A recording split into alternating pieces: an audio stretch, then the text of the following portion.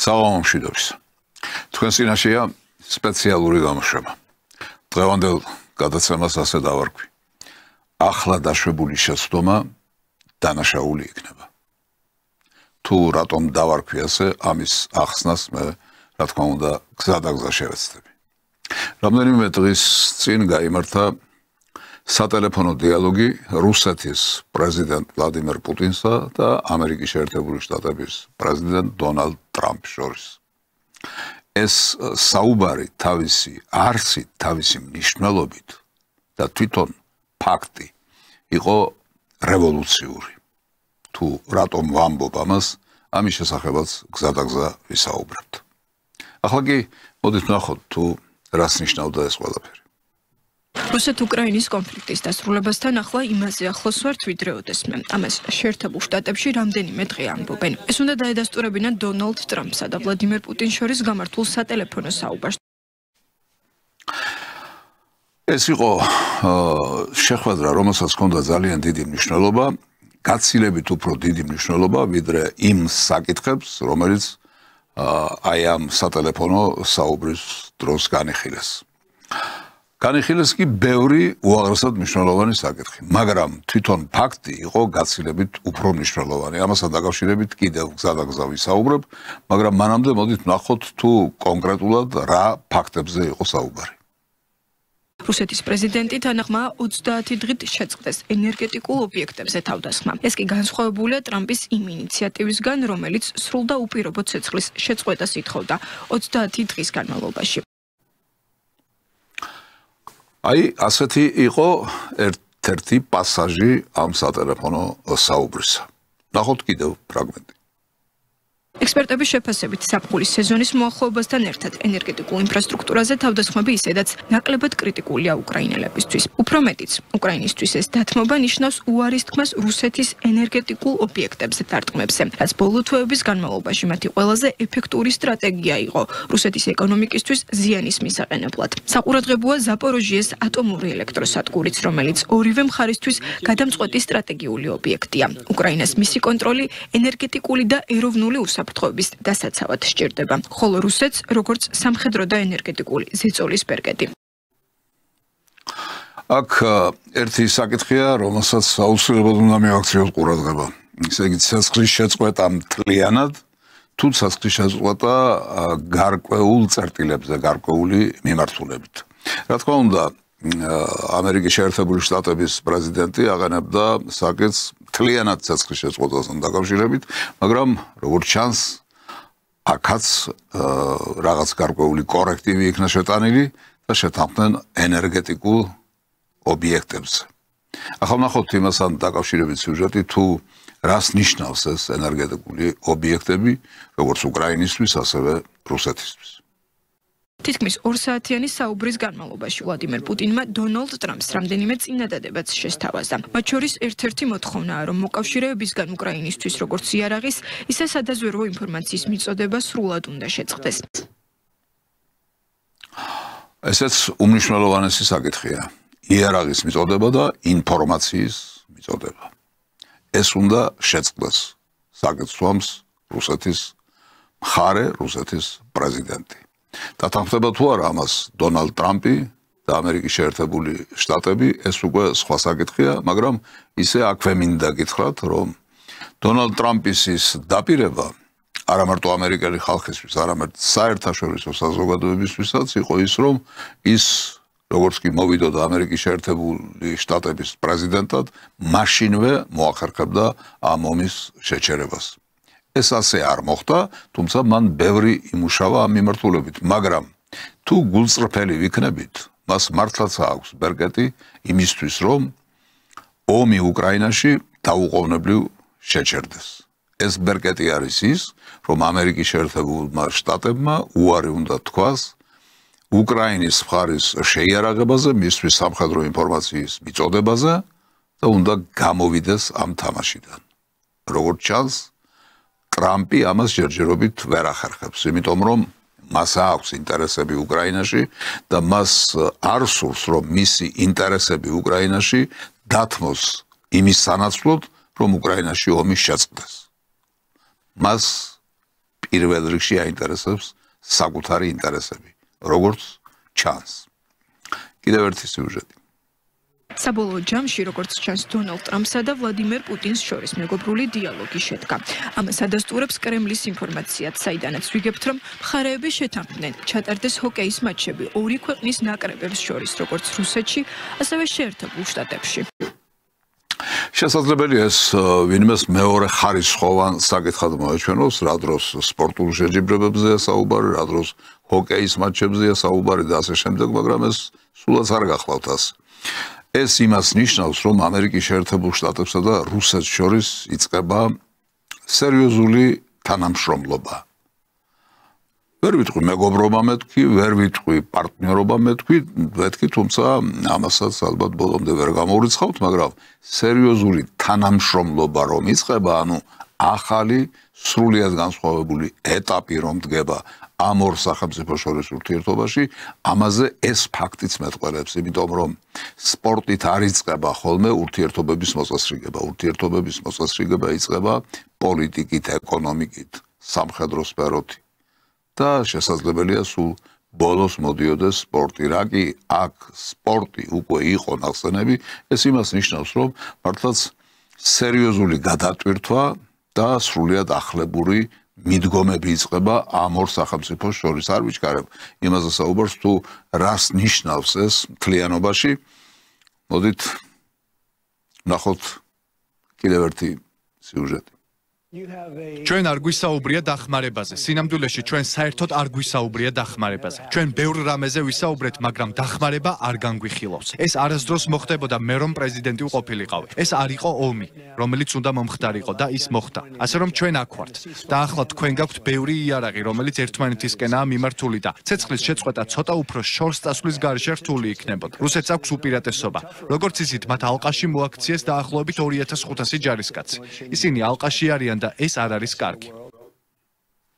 ეს რა თქმა უნდა არ არის კარგი საზოგადოდ, მაგრამ რუსეთისთვის ეს ძალიან მომგებიანი პოზიცია. უკვე ჩანს ის, რომ რუსეთმა მთლიანად აიღო ინიციატივა ხელში ბრძოლის ველზე. უკვე ჩანს ის, რომ რუსეთის შეჩერება აქ შეუძლებელია და მე მინდა თქვენ მიაქციოთ ყურადღება იმას, რასაც ლაპარაკობს ამერიკის შეერთებული შტატების პრეზიდენტი, რომ ჩვენო დახმარებაზეო საერთოდ არ გვისაუბრიაო.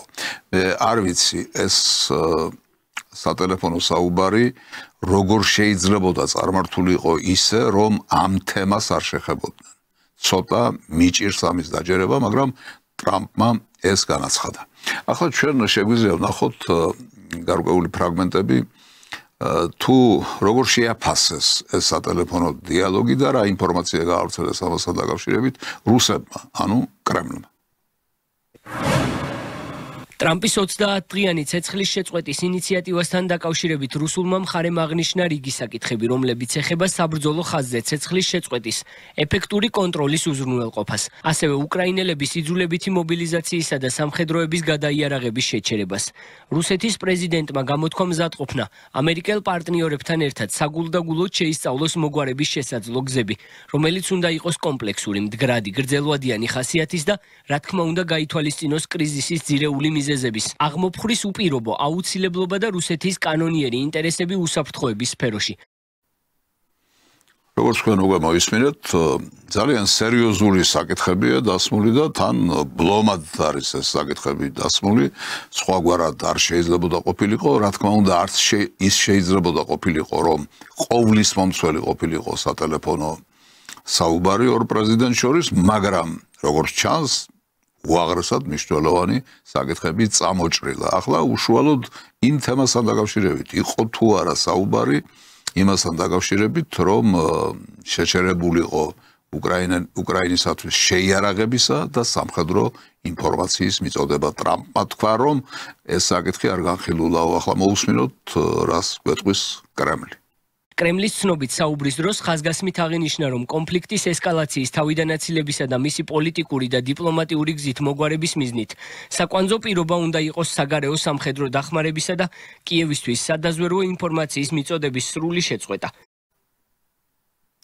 მე ვთქვი, როდესაც ტრამპმა თქვა, რომ ამ თემას არ შევხებივართო, ცოტა ძნელი დასაჯერებელია, რომ ამ თემისთვის გვერდის ავლა მომხდარიყო. ეს რომ შესაძლებელი გამხდარიყო. ჩემთვის მაგალითად ეს დაუჯერებელი იყო და აგერ კრემლის ინფორმაციაში გამოჩნდა, რომ ამ თემაზე საუბარი ყოფილა. ესე იგი, ეს იმას მიგვანიშნებს, რომ უკვე ინფორმაციის გავრცელების დროსაც კი ნახეთ წინააღმდეგობები, რომლებიც წარმოიშვა, განსხვავებები მიდგომებში, შეფასებებში, ინფორმაციის გავრცელებაში. ეს იმას მოასწავებს, რომ ამ საკითხში უკრაინის ომის საბოლოო დამთავრების საკითხში ბევრი წინააღმდეგობა იქნება. ჩემი აზრით, ეს არ არის ის მარტივი საკითხი, რომელიც თუნდაც რუსეთის და თუნდაც ამერიკის შეერთებული შტატების დარწმუნებული ვარ, ორივე მხარეს სურს ომის შეჩერება, მაგრამ ამ შემთხვევაშიც კი ადვილად მისაღწევი იქნება, იმიტომ რომ უამრავი ინტერესი იჩენს თავს, როგორც ერთი, ასევე მეორე მხრიდან და რა თქმა უნდა თვითონ უკრაინის მხრიდანაც, როგორიც არ უნდა იყოს მდგომარეობა, უკრაინელი ხალხის, უკრაინის მე არ გულისხმობ ზელენსკის და ამ მთავრობას, რომელიც ლეგიტიმაციის გარეშეა დარჩენილი. მე გულისხმობ უკრაინელ ხალხს და უკრაინას როგორც სახელმწიფოს. მისი ინტერესების გათვალისწინების გარეშეც ასეთი შეთანხმება ვერ შედგება, ამიტომ წინააღმდეგობები აქ რა თქმა უნდა იჩენს თავს და იქნება ძალიან ბევრი. ახლა კიდევ ერთი ინფორმაცია, ეს უაღრესად მნიშვნელოვანი ინფორმაცია ამ სატელეფონო საუბრიდან, რომელიც შეეხო შავი ზღვის უსაფრთხოების საკითხებს. რუსეთის პრეზიდენტი ასევე კონსტრუქციულად გამოეხმაურა დონალდ ტრამპის მიერ გამოთქმულ იდეას შავი ზღვის აკვატორიაში ნაოსნობის უსაფრთხოების შესახებ ცნობილი ინიციატივის განხორციელების შესახებ. მხარეები შეთანხმდნენ, რომ დაიწყოს მოლაპარაკებები ამგვარი შეთანხმების კონკრეტული დეტალების დამატებითი შემუშავებისთვის. შავი ზღვის უსაფრთხოება ეს არის ერთ-ერთი ურთულესი საკითხი, იმიტომ რომ ჩვენ ვიცით, აი ამ წინააღმდეგობის, უკრაინის ომის, უკრაინის ნატოში შეყვანის მცდელობის და კიდევ ბევრი სხვა რამის საფუძველი იყო სწორედ შავ ზღვაზე ერთპიროვნული გაბატონება. შავ ზღვაზე ერთპიროვნული გაბატონება ამერიკის შეერთებული შტატების მხრიდან და ნატოს მხრიდან შეუძლებელი რომ არის, ეს უკრაინის ომმაც გვიჩვენა. შავ ზღვაზე ინტერესები რუსეთისა არის ძალიან დიდი მნიშვნელობის მქონე. ამიტომ ასეთ დათმობებზე მხარეები როგორც წესი არ მიდიან იმ შემთხვევაში, თუ ისინი კაპიტულაციას არ აცხადებენ. მე მგონი თქვენთვის იმის გამეორება არ იქნება საჭირო და აუცილებელი, რომ რუსეთი ამ შემთხვევაში კაპიტულაციას კი არ აცხადებს, რუსეთის წინაშე აცხადებენ კაპიტულაციას. როგორც არ უნდა მოგჭრათ ყური ამ ნათქვამმა, ეს ასეა. რუსეთის წინაშე პრაქტიკულად კაპიტულაციას აცხადებს ამერიკის შეერთებული შტატებიც, ევროკავშირიც, უკრაინაც, ნატოც. თუმცა სიტყვიერად ჯერ სხვა რამეს ამბობენ, მაგრამ ფაქტობრივად საკითხი ასე დგას. რუსეთის წინაშე ისინი აცხადებენ კაპიტულაციას. ბევრი საკითხი განიხილეს მეთქი, იმიტომ რომ ძალიან დიდხანს გაგრძელდა ეს საუბარი, უჩვეულოდ დიდხანს სატელეფონო საუბრებისთვის, 2 საათი და 28 წუთი, ეს მართლაც უჩვეულოდ დიდი დროა და შესაბამისად ბევრი რამის განხილვა, რა თქმა უნდა, მოასწრეს. თუმცა ბევრი რამე, ბევრი სათქმელი დარჩა ყურადღების მიღმა, იმიტომ რომ საკითხთა წრე, საკითხთა სპექტრი არის ძალიან დიდი. კონკრეტულად რა და როგორ, ამასთან დაკავშირებით რუსეთის პრეზიდენტის პრესმდივანი პესკოვი. კრემლში ამბობენ, რომ ვლადიმერ პუტინმა დონალდ ტრამპთან საუბრის შემდეგ რუს სამხედროებს დაუყოვნებლივ მისცა ბრძანება შეეწყვიტათ თავდასხმა ინფრასტრუქტურულ ობიექტებზე. თუმცა უკრაინის პრეზიდენტი ვოლოდიმირ ზელენსკი პუტინს ტრამპისთვის მიცემული დაპირების დარღვევაში ადანაშაულებს. მისი თქმით, ღამის განმავლობაში რუსმა სამხედროებმა უკრაინის მიმართულებით 150 უპილოტო საფრენი აპარატი გაუშვეს, რომელთა სამიზნეც სხვა ობიექტებს შორის ენერგეტიკული ინფრასტრუქტურაც იყო. პარალელურად კრემლი უკრაინას დებს ბრალს. კრასნოდარში უკრაინაში ნავთობსაცავის დაბომბვაში. ვოლდიმერ ზელენსკი მიესალმება ენერგეტიკულ ინფრასტრუქტურაზე თავდასხმების შეწყვეტის ინიციატივას, თუმცა ამბობს, რომ პრეზიდენტ ტრამპთან პირადი საუბარი აუცილებელია. ის შემდეგაც უკრაინული მხარე მზად იქნება პასუხის გასაცემად და ტექნიკური მოლაპარაკებების დასაწყებად. ეს ყველაფერი იმ სიძნელეებთან დაკავშირებით, იმ წინააღმდეგობთან დაკავშირებით, რაც ახლავს ამგვარ მოლაპარაკებებს, ამგვარ შეთანხმებებს და ახლა თუ რა და როგორ კონკრეტულად ამასთან დაკავშირებით უკვე პრესმდივანი პესკოვი.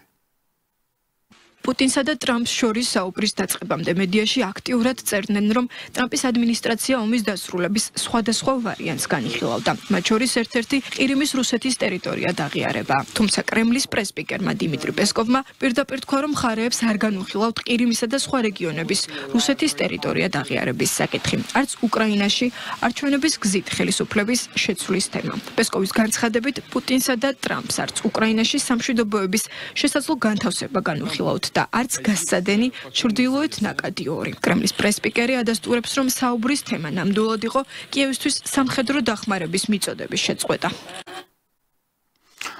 აი ასეთი გახლავთ ინფორმაცია, რომელიც რუსეთის პრეზიდენტის პრესმდივნიდან, პესკოვისგან წამოვიდა, მაგრამ ფაქტია, რომ ძალიან ბევრმა საკითხმა მოიყარა თავი, რომელიც ვერ განიხილეს, თუმცა ძალიან ბევრი საკითხი იქნა განხილული. აი, რაც ვერ განიხილეს, რაც ყურადღების მიღმად დარჩა, ეს საკითხები არ ნიშნავს იმას, რომ ის მეორეხარისხოვანი საკითხებია. ეს არ ნიშნავს იმას, რომ ეს საკითხები დღის წესრიგში არ დადგება და არ განიხილება. ამიტომ რამდენადაც წინ წავლენ ამ მოლაპარაკებაში, ცეცხლის შეწყვეტის შესახებ მოლაპარაკებაში, მით უფრო დიდი წრე საკითხებისა იქნება განსახილველი. და მასშტაბადამე შესაბამისად იქნება კიდევ უფრო მეტი წინააღმდეგობა, ვიდრე იყო თუნდაც ამ სატელეფონო დიალოგის დროს. ეს იმდენად რთული საკითხია, რომ მართლაც რევოლუციურად ცვლის სიტუაციას. ეს არ უნდა განვიხილოთ ისე, რომ 3 წლის წინ დაიწყო ომი უკრაინაში და 3 წლის შემდეგ დამთავრდა. ანუ ეს იყო რეგიონალური მასშტაბის ერთ-ერთი ომი, რომლის მსგავსი ჩვენ ბევრი გვახსოვს, ბევრი გვინახავს და სამწუხაროდ ალბათ კიდევ ბევრს ვნახავთ. არა, ეს იყო ომი, რომელიც მიდიოდა მესამე მსოფლიო ომის ზღვრამდე. ეს იყო ომი, რომელიც იყო ერთგვარი სასინჯი ქვა იმისა, თუ როგორ ჩამოყალიბდებოდა ძალთა თანაფარდობა მსოფლიოში. გაგრძელდებოდა თუ არა ერთპოლუსიანი მსოფლიოს ფაქტი, რეალობა, რომელიც ჰქონდა საბჭოთა კავშირის დაშლის შემდეგ თითქმის დღემდე, თუ უკვე ახალი რეალობა დადგებოდა. ახალი რეალობა, როდესაც არაერთი, არამედ სხვა პოლუსების გამოჩნდებიან. ამ კონკრეტულ შემთხვევაში, რა თქმა უნდა, რუსეთი. როდესაც ვთქვი, რომ ამ სატელეფონო საუბარს ჰქონდა რევოლუციური მნიშვნელობა, მეთქი, სწორედ ეს ვიგულისხმე. ვიგულისხმე ის, რომ ამერიკის შეერთებული შტატების დღევანდელმა პრეზიდენტმა დონალდ ტრამპმა უკვე აღიარა მრავალპოლუსიანი მსოფლიოს არსებობის ფაქტი. ეს სულაც არ ნიშნავს იმას, რომ დონალდ ტრამპს ეს მდგომარეობა მოსწონს და ამას მხარს უჭერს. არა, მე ვამბობ, აღიარა მეთქი. ეს იმას ნიშნავს, რომ ეს უკვე შემდგარი ფაქტია. უკვე დამდგარი რეალობაა. დონალდ ტრამპმა ამ შემთხვევაში მხოლოდ აღიარა ეს რეალობა, როგორც არსებული მოცემულობა. თუმცა ესეც სერიოზული ნაბიჯია, იმიტომ რომ ეს რეალობა დღეს არ დამდგარა, ეს რეალობა გუშინაც იდგა, მაგრამ ტრამპის წინამორბედი, თქვათ იგივე ბაიდენი, ამ რეალობას არ აღიარებდა და თვალს არ უსწორებდა. ისინი აცხადებდნენ, რომ რუსეთი არ არის მსოფლიო მოთამაშე, რუსეთი არის მხოლოდ რეგიონალური მოთამაშე, რომლის დამარცხებასაც ჩვენ შევძლებთ ბრძოლის ველზე. არა გლობალური მიდგომების შედეგად, არა დიპლომატიის ჩართვის შედეგად, არა მოლაპარაკებების შედეგად, არამედ პირდაპირ ბრძოლის ველზე ჩვენ დავამარცხებთ რუსეთს, იმიტომ რომ მას არა აქვს ის პოტენციალი, რომ მან ეს წინააღმდეგობები გადალახოს. ახლა ახალი რეალობა დადგა. ბატონი ტრამპი აცხადებს, რომ არა, ეს არასწორი მიდგომაა. რუსეთთან ომი ეს სისულელეა. რუსეთთან ომი დაუშვებელია. ამიტომ ის ამბობს, რომ რუსეთ-უკრაინის ომი უნდა დამთავრდეს, მაგრამ გულისხმობს იმას, რომ რუსეთსა და ამერიკის შეერთებულ შტატებს შორის ომი უნდა დასრულდეს. ყველა მიცის, რომ ეს არის რუსეთსა და ამერიკას შორის ომი, ეს არის რუსეთსა და ნატოს შორის ომი, ეს არის რუსეთსა და კოლექტიურ დასავლეთს შორის ომი. თუმცა რა იცის? ჩვენ ვიცით, რომ მარკ რუბიომ, დღევანდელმა სახელმწიფო მდივანმა, უკვე აღიარა ეს ფაქტი და უკვე თქვა, რომ ეს ომი არის დაპირისპირება ორ ბირთვულ ზესახელმწიფოს შორის, ამიტომ ამის გაგრძელება დაუშვებელიაო. ანუ გაცნობიერება იმ რეალობისა, რაც არის, ეს არის ის რევოლუციური წინ გადადგმული ნაბიჯი, რომლის შესახებაც მე ამ გადაცემის დასაწყისში ვთქვი. რევოლუციური მოცემულობა უკვე აღიარება მრავალპოლუსიანი მსოფლიოსი, რასაც ახლა ადგილი ჰქონდა. ახლა რა არის მთავარი? რა არის მთავარი? ეს საკითხი რა თქმა უნდა იქნება მნიშვნელოვნად წარმოდგენილი ნებისმიერი კონტაქტის დროს, რომელიც მომავალში ჩატარდება ჩვენსა და ამერიკელებს შორის. თუმცა იმის გათვალისწინებით, რომ ეს საკმაოდ სენსიტიური თემაა, ნაკლებად სავარაუდოა, რომ მისი საჯაროდ განხილვა მოხდეს. ამის გაკეთებას ჩვენ ჯერ არ ვაპირებთ. რაც შეეხება ახალ მსოფლიო წესრიგს, პრეზიდენტი პუტინი ყოველთვის საუბრობდა ურთიერთპატივისცემის, ურთიერთნდობისა და ორმხრივი სარგებლის საფუძველზე, ურთიერთობების ჩამოყალიბების აუცილებლობაზე. სწორედ იმაზე, რაც ახლა ხდება.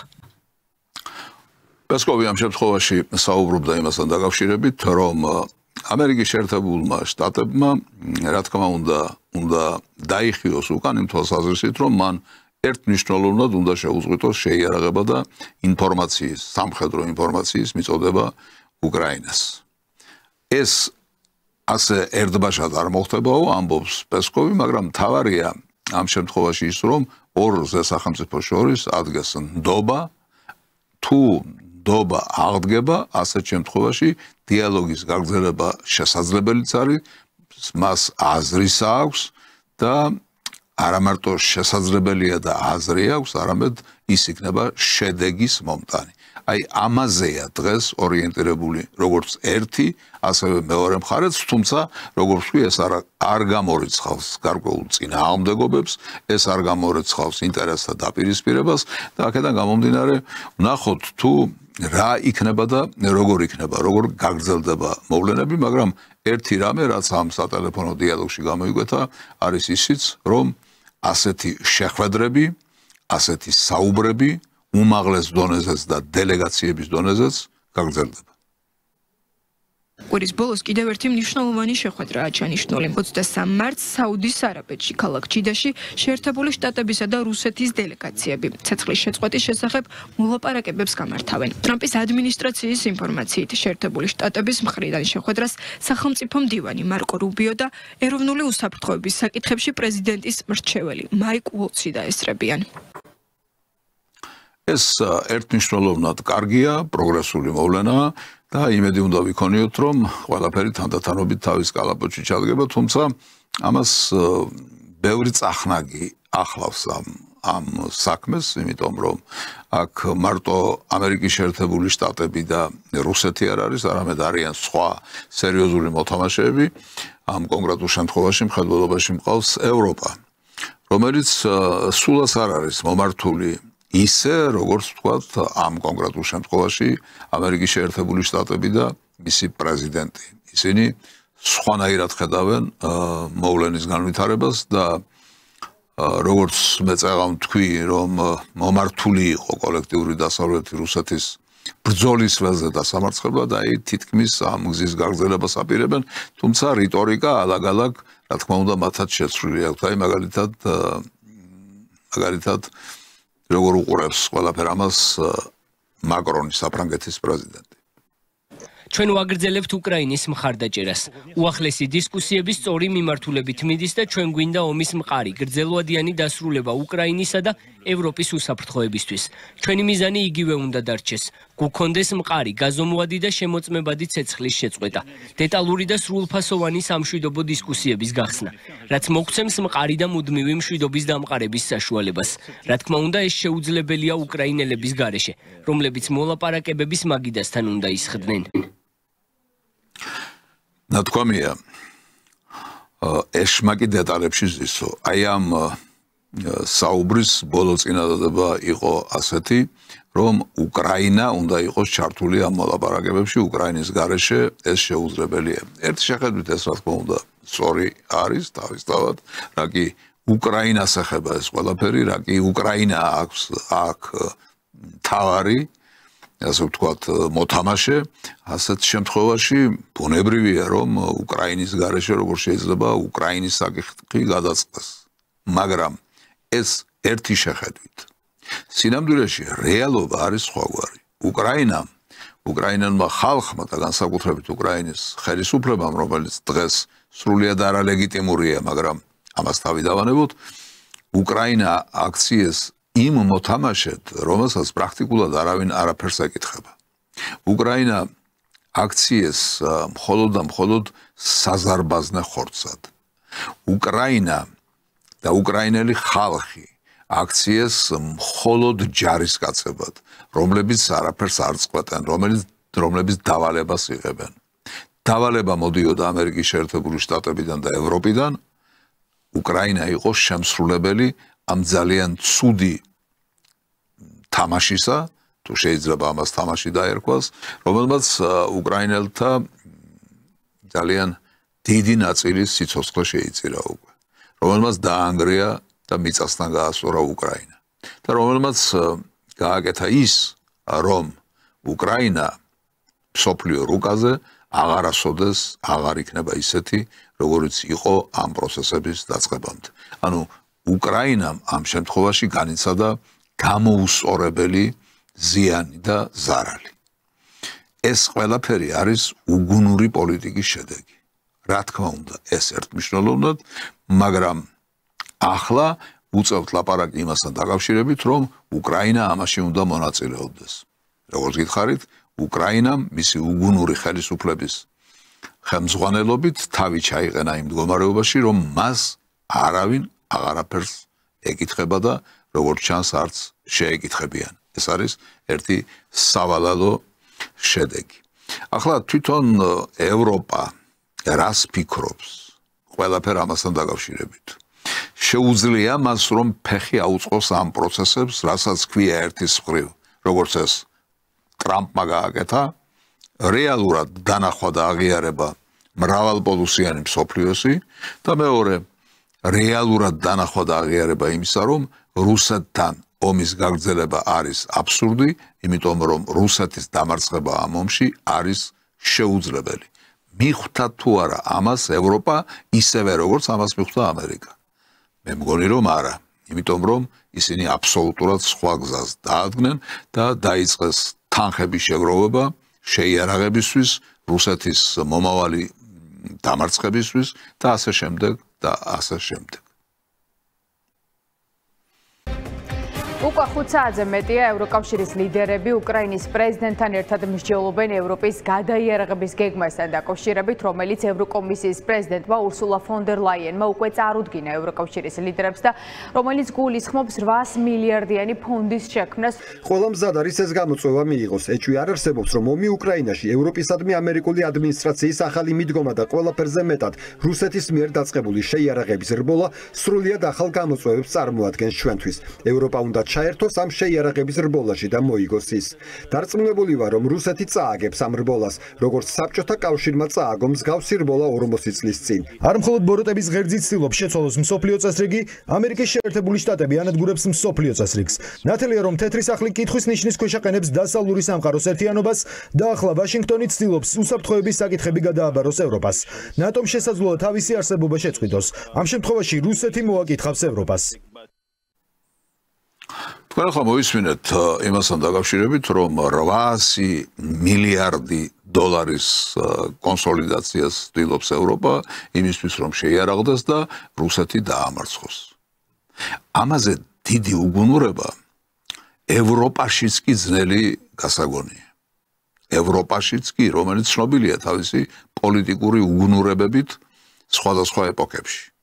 ახლა აი ასეთი საოცარი რამე, როდესაც ამერიკის შეერთებული შტატები უკვე გამოეცალა პრაქტიკულად ამ საქმეს, როდესაც ამერიკის შეერთებული შტატები იყო მთავარი წარმმართველი ძალა რუსეთთან დაპირისპირებისა, ეს გამოეცალა და ახლა თვითონ ევროპა თუნდაც ერთად აღებული, მაგრამ მაინც გაცილებით სუსტი ძალა ვიდრე რუსეთი ცდილობს რუსეთის დაჩოქებას.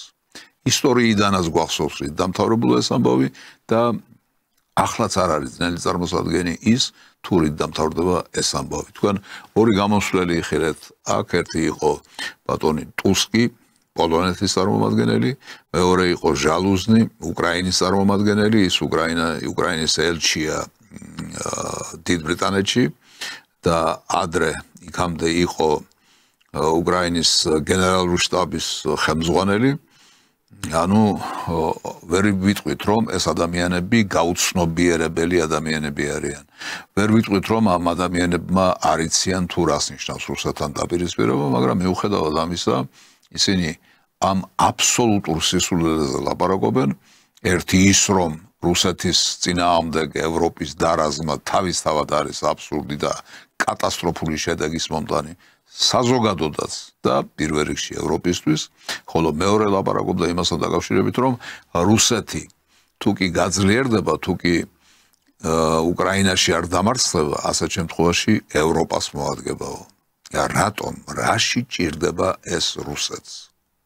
რუსეთმა საბჭოთა კავშირის დაშლის შემდეგ ჩამოყალიბებულმა ამ სახელმწიფომ, რომელიც სამართალმემკვიდრეა საბჭოთა კავშირისა, დაადასტურა, დაამტკიცა, რომ მას ყველა მიმართულებით სურს პარტნიორობა, თანამშრომლობა, ეკონომიკური, კულტურული, ჰუმანიტარული ურთიერთობები და არაფერი სხვა. თუ კი მას არ აიძულებენ, რომ სხვა მიმართულებითაც გაიხედოს. მაგალითად, უკრაინაში დღეს ყირიმიც იქნებოდა უკრაინის შემადგენლობაში, დანარჩენი ტერიტორიებიც, რომლებიც უკვე აღარ არის ყირიმის შემადგენლობაში, იქნებოდა უკრაინის შემადგენლობაში, იმიტომ რომ არავინ მათ ამას არ ეცილებოდა. მაგრამ მას შემდეგ, რაც უკრაინა დაადგა ნატოში წევრობის გზას, ანუ უკრაინა დაადგა რუსეთისთვის ღია მტრობის გამოცხადების გზას, რუსეთის წინააღმდეგ მტრულად განწყობილ სამხედრო ბანაკში მოიაზრა თავი, ასეთ შემთხვევაში საქმე მივიდა იქამდე, სანამდეც მივიდა. უკრაინის სრულ განადგურებამდე, უკრაინის კატასტროფამდე. თუ კი რუსეთს არ ვაიძულებთ, სხვათა შორის ქართველებსაც გვეხება ეს. თუ კი რუსეთს არ ვაიძულებთ, რომ ის იყოს მტრულად განწყობილი, ის თავის თავს არ მოიაზრებს ვინმეს მტრად. ის მხოლოდ იცავს საკუთარ ინტერესებს და ნახეთ, რომ ბოლომდე დაიცავს მის ინტერესებს. ჩვენ ბოლო ჯერ არ გვინახავს, და ღმერთმა არც გვანახოს, მაგრამ შესაძლებელია ის ბოლოს დადგეს, თუ ისევ იმ უგუნურების გზით მოიმართება დასავლეთი, როგორც აქამდე იყო მომართული, მაგრამ მადლობა ღმერთს, რომ როგორც თქვი, ამერიკის შეერთებული შტატები უკვე გამოეცალა ამ თამაშს მეთქი, იმიტომ რომ გააცნობიერა სრული აბსურდულობა ამგვარი დამოკიდებულებებისა. ახლა თვითონ როგორია ამ ურთიერთობის შეფასებები? ვინ მარცხდება და ვინ იმარჯვებს, ვინ გამოდის გამარჯვებული ამ დაპირისპირებაში? რა თქმა უნდა, უამრავი შეხედულება, უამრავი წინადადება, უამრავი გამონათქვამია, მაგრამ მე მინდა თქვენ გაჩვენოთ ერთი პატარა სინქრონი პიროვნებისა, რომლის შესახებაც ვერ იტყვი, რომ ინფორმაცია აკლიაო. ეს არის ბატონი კოზირევი, რომელიც წლების განმავლობაში ელცინის პერიოდში იყო რუსეთის საგარეო საქმეთა მინისტრი, თუმცა იყო უაღრესად მედასავლეთე თავის მსოფლმხედველობით, იყო ანტირუსულად გაწყობილი პოლიტიკოსი და რაც წავიდა პოსტიდან, საგარეო საქმეთა მინისტრის პოსტიდან, მას შემდეგ ცხოვრობს ამერიკის შეერთებულ შტატებში. ანდრეი კოზირევი გახლავთ ეს კაცი. აი როგორ შეაფასა მან ის სატელეფონო საუბარი, რომელიც რამდენიმე დღის წინ გაიმართა ტრამპსა და პუტინს შორის. На мой взгляд, к сожалению, Трамп не добился ничего, опять отдав очень много. Для Путина это, конечно, успех. Я думаю, что ничего не изменилось. Это совершенно отвечает интересам Путина продолжать войну и вводить, извините, Америку за нос. გასაოცარი რამ გითხრა ამ კაცმა პუტინმა გაიმარჯვაო, აბსოლუტურ გამარჯვებას მიაღწიაო და პუტინიო დღესო ამერიკასო ცხვირში წაავლო ხელიო და ასე ცხვირში ხელი წავლებულს დაატარებსო წინ და უკან. აი ეს შეფასება ანდრეი კოზირევის. შესაძლებელია აქ ცოტა გადაჭარბებულია ეს ნათქვამი, იმიტომ რომ ის არის უაღრესად გაღიზიანებული და განაწყენებული იმის გამო, რომ რუსეთის დამარცხების პერსპექტივა თვალს და ხელს შუა გაუკრა. მას სურს, რომ რუსეთი იხილოს დამარცხებული. აი, ამიტომ არის გამწარებული, გაბრაზებული და ცდილობს, რომ შეურაცხყოს ამერიკის შეერთებული შტატები, უფრო სწორად დღევანდელი ადმინისტრაცია და ბატონი ტრამპი, ამერიკის შეერთებული შტატების პრეზიდენტი. ეს გასაგებია მისი ფსიქოლოგიური მდგომარეობა, მაგრამ ის რაც მან თქვა, რეალობასთან ახლოს არის. რა თქმა უნდა, რუსეთი ამ ომში გამარჯვებულია, რუსეთი ამ დაპირისპირებაში გამარჯვებულია და კიდევ ერთხელ დავაზუსტებ მისამართს, ვისთან არის გამარჯვებული? არა უკრაინასთან, არამედ კოლექტიურ დასავლეთთან, ერთად აღებულთან. ასე გამოიყურება ჯერჯერობით მდგომარეობა. რამე თუ შეიცვლება, ეს უკვე სულ სხვა საკითხია, მაგრამ ახლა დღევანდელი მონაცემებით ვითარება აი ასე გამოიყურება და აქ ერთი რამ არის ფრიად საგულისხმო. მაინც რუსეთისა და ამერიკის დამარცხებაზე კი არ არის ლაპარაკი, არამედ ლაპარაკი არის იმ მიდგომების დამარცხებაზე, რაც ამერიკის შეერთებულ შტატებს ჰქონდა. ლაპარაკი არის ამერიკული ჰეგემონიზმის დამსხვრევასა და დამარცხებაზე. ლაპარაკი არის გლობალური ომის პარტიის დამარცხებაზე. ლაპარაკი არის deep state-ის დამარცხებაზე. და არა ამერიკის შეერთებული შტატების დამარცხებაზე. იმიტომ რომ ამერიკის შეერთებულმა შტატებმაც და რუსეთმაც რა თქმა უნდა გააცნობიერონ და აცნობიერებენ კიდეც, რომ მათ ერთმანეთის დამარცხების პოტენციალი არ აქვთ ისე, რომ თვითონ გამოუსწორებელი ზიანი არ მიადგეთ. ამიტომ ისინი საბოლოო ჯამში ალბათ ყოველთვის გამონახავენ საბოლოო საერთო ენას და რაციონალურად იმოქმედებენ. ემოციებს, აი როგორც ჩვენ ნახეთ, ევროპა ემოციებს აყოლილი, როგორც ჩვენ უყურებთ საქართველოს ემოციებს აყოლის, აი ასეთი ემოციებისგან ამერიკის შეერთებული შტატების და რუსეთიც დაცხრებიან და განთავისუფლებიან, იმიტომ რომ ეს არც ერთს აძლევს ხელს და არც მეორეს. სხვათა შორის საოცრად აქვს ნაწინასწარმეტყველები, აი ეს მდგომარეობა საქართველოსთვის მაინც არასაყვარელ პოლიტიკოსს, რაც განსვენებულს ბატონ ჟირინოვსკის, საქართველოში ხომ არავინ არ უყვართ, ვინც სიმართლეს ამბობს. საქართველოს თუ ვინმე სიმართლე უთხრა, აქ არიან ძალები, რომლებიც მაშინვე წამოყოფენ თავს და იწყებენ ფურთხებას, ლანძღვას, გინებას იმის გამო, რომ როგორ აკადრეს მათ სიმართლე. ჟირინოვსკი ბევრ რამეს სიმართლეს საუბრობდა, მაგრამ დავანებოთ თავი ჟირინოვსკის ამ ფსიქოლოგიური პორტრეტის ხატვას და მის დახასიათებას, მოდით მოვისმინოთ ის, რა აქვს მას ნათქვამი რუსეთისა და ამერიკის შეერთებული შტატების ურთიერთობების შესახებ. Пусть Америка будет тихой гаванью, и туда деньги все текут. Но мы не должны доводить до горячей фазы, до ядерной войны между США и Россией. Если будут в пепле в ядерном лежать все штаты США, и у нас пол России будет гореть в этом аду ядерном, кто же выиграет? То немцы, китайцы, японцы, зачем нам надо? Пусть выигрывают русские и американцы. Пусть выигрывает Трамп и Путин. Это все будет дешевле, и американцы будут довольны. Мы не будем мешать, чтобы падала экономическая мощь США, или у них были бы более слабые вооруженные силы. Пожалуйста, пусть будет у них все, что они хотят, но надо договариваться. На двоих я предлагаю вам. Я русский, из России, из Москвы говорю Трампу. Все делаем на двоих. Все будет решать Трамп и Путин. Путин и Трамп. И будет все спокойнее. საოცრება მართლაც ისე გამოვიდა, რომ ახლა ასეთი პირი უჩანს, რომ სწორედ ეს ორი პრეზიდენტი, პუტინი და ტრამპი წყვეტენ და როგორც ჩანს გადაწყვეტენ ყველაფერს. ახლა მოდით გადმოვინაცვლოთ საქართველოში და ვნახოთ პირველ რიგში რა კანონმდებლობა შემოდის, რომელი საკითხები, რომელი მიმართულებებია ამ თვალსაზრისით ჩვენთვის საინტერესო. მოვუსმინოთ ბატონ დინარაძეს. ჩვენ მიმდინარე კვირაში განვიხილავთ არაერთ საკითხს, მათ შორის განსაკუთრებით აქტუალურია შემდეგი საკითხები. პირველი, ჩვენ განვიხილავთ გამჭვირვალობის ამერიკულ კანონს ფარას, რომლის პირდაპირი თარგმანი დავაინიცირეთ და ახლა მხოლოდ შესაბამისობაში მოყვანამდლის ქართულ კანონმდებლობასთან.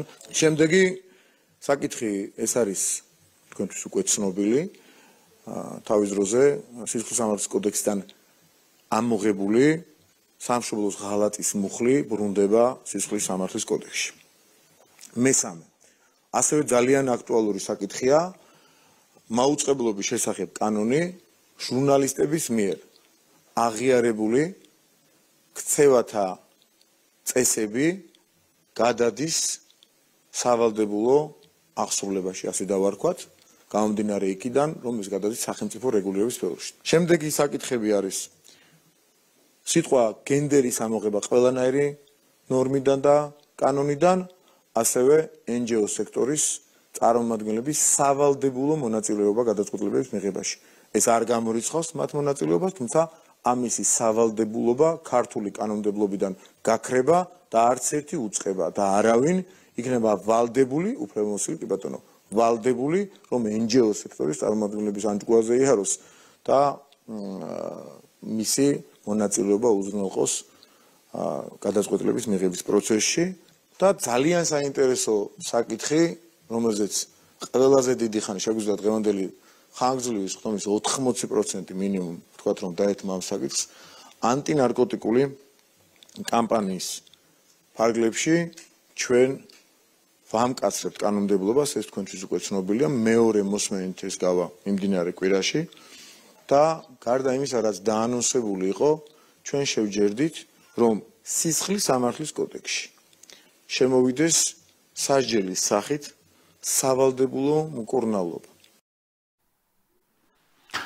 აი ასეთი გახლავთ ეს ჩამონათვალი, მე ვიტყოდი უაღრესად სერიოზული ჩამონათვალი და სასიცოცხლო მნიშვნელობის მქონე ჩამონათვალი კანონმდებლობისა, რომელთაც უნდა შეივსოს ჩვენი ცხოვრება. მე ეხლა არ ჩამოვთვლი თავიდან ბოლომდე იმას, რის შესახებაც უკვე ისაუბრა ბატონმა დინარაძემ, მაგრამ მაინც გადავალოთ კიდევ ერთხელ თვალი, თუ რა არის ის, რაც შემოდის, ეს არის ფარას კანონი, ანუ უპრაგონო შემოსვლა თანხებისა საქართველოში აღარ იქნება. ეს არის სამშობლოს ღალატის მუხლის აღდგენა, რაც აუცილებელი იყო, იმიტომ რომ რა კი არსებობს ფაქტების სამშობლოს ღალატისა, ესე იგი უნდა არსებობდეს კანონი მისი საწინააღმდეგო. ეს არის მაუწყებლობასთან დაკავშირებული კანონი, მაუწყებლობა მედია. ეს არის მართლაც აქილევსის ქუსლი დღევანდელობისა, მედია საშუალებები, რომელთა აბსოლუტური უმრავლესობა მუშაობს საქართველოს ინტერესების საზიანოდ და ჩვენ და სამწუხაროდ მარტო საქართველოში არ არის ეს მდგომარეობა, სხვაგანაც არის, მაგრამ ჩვენთან ძალიან მოჭარბებულია, ამიტომ ეს კანონიც არის აუცილებელი. ძალიან კარგი და მისასალმებელია ის, რომ გენდერის ცნება გაქრება კანონმდებლობიდან, ვიცით ამის უკან რა დგას, თვითონ სიტყვა გენდერთან შეიძლება არაფერი არ გქონდეს დასაპირისპირებელი, მაგრამ ამის უკან რაც მოიაზრებოდა მთელი ის უბედურება და სიბინძურე, რასაც დასავლეთი გვახვევდა თავს, აი ეს იქნება ამოძირკული როგორც ჩირკი, ისე იქნება გამორწყული და გამოდევნილი ქართული კანონმდებლობიდან და გაუთავებელი პარპაში ამ ასოებისა, არასამთავრობო ორგანიზაციებისა, რომლებმაც საქართველოს მიიყვანეს კატასტროფამდე, რომლებმაც საქართველოს რამდენჯერმე მიიყვანეს სახელმწიფო გადატრიალებამდე და ახლაც იმისთვის არიან მოწადინებულნი, რომ კიდევ ერთი სახელმწიფო გადატრიალება მოახდინონ საქართველოში. აი ეს ყველაფერი ერთად აღებული დაუმატეთ ამას ნარკომანია, ეს უმძიმესი სენი დღევანდელობისა, თანამედროვეობისა, რომელიც არის დამოკლეს מחვილი საქართველოსთვის, მისი ხვალინდელი დღისთვის, მისი დემოგრაფიისთვის, რა თქმა უნდა, აქ უშეღავათო და უკომპრომისო უნდა იყოს ბრძოლა, ჩვენ ვიცით ის რბილი კანონმდებლობა, რბილი კი არა, მუხანათური კანონმდებლობა, რომელიც ჰქონდა ამ მიმართულებით, ჩვენთვის იყო თავს მოხვეული დასავლეთიდან, იმიტომ რომ ეს დამოკლეს מחვილი, რომელიც ვახსენე, ყოფილიყო ჩვენს თავზე დაკიდებული. აი ამ ყველაფრის წინააღმდეგ იბრძოლებს პარლამენტი, გამტკიცდება ამითი შეივსება კანონმდებლობა და რა თქმა უნდა, ეს არის ძალიან პერსპექტიული ჩვენთვის. ახლა ამ თემის გაგრძელებაა ერთგვარი, რომ საქართველოში 1000 გვარი ფონდი მოქმედებს, ბევრი შავი ფული ტრიალებს და დაიწყო უკვე ამ ფონდების წინააღმდეგ ბრძოლა, მათი მხილება, მათი გამოტანა საზოგადოებრივ სამჟაროზე და სააშკარაოზე. ნანუკას ფონდი, პროსპერიტი ფონდი ერთმანეთისთვის 24/7. სირცხვილია თბილისის ადამიანის უფლებათა სახლი. 5 ფონდს დაახლოებით 4 თვეში დახარჯული აქვს 2 მილიონ ლარზე მეტი. გამოძიების მიხედვით თანხა წარიმართებოდა უკანონო ღონისძიებების დასაფინანსებლად. ფონდები ახლა უკვე დაყადაღებულია. დაყადაღებულია და ძალიან კარგიც არის, აქამდეც უნდა ყოფილიყო დაყადაღებული, იმიტომ რომ ეს არის ეს ყველაფერი მოქცეულია უსინდისო, უზნეო და უნამუსო ადამიანების საქართველოს მტრების ხელში და ეს ყველაფერი უნდა დაემორჩილოს სრულ კონტროლს. მე მინდა პროკურატურის ერთი განცხადება მოგასვენინოთ ამასთან დაკავშირებით. მიღებული ფინანსური რესურსების ძირითად ნაწილს წარმართავდნენ კანონსაწინააღმდეგო და დანაშაულებრივი ქმედების ჩამდენი პირების წახალისებისთვის, ისევე როგორც ამ დანაშაულების ჩასადენად საჭირო ინვენტარის და საშუალებების შეძენისთვის. თანხის ჩარიცხვის მიზნობრიობა მათივე მითითებულ დანიშნულებაში იკითხება. მათ შორის არის აქციის აღჭურვილობის, წინახაზე მდგომი ადამიანებისთვის აერწინაღებისა და პიროტექნიკის შეძენა. აი ამის ჩამდენი ხალხია ეს ყველაფერი. კიდევ ერთი განცხადება მინდა პროკურატურისა მოგასმენინოთ. გამოძიებით დადგინდა, რომ გასული წლის 28 ნოემბრიდან დღემდე პარლამენტის წინ თუ სხვადასხვა ადგილას საპროტესტო აქციების ნაწილმა დროის მოკლე პერიოდში მიიღო ძალადობრივი ხასიათი და გაცდა კანონით დადგენილ ფარგლებს, რაც გამოიხატა შენობების დაზიანებით, ადამიანის სიცოცხლისა და ჯანმრთელობისთვის საშიში საგნებისა თუ ნივთიერებების გამოყენებით, პოლიციის თანამშრომლებზე თავდასხმითა და ძალადობრივი წინააღმდეგობის გაწევით.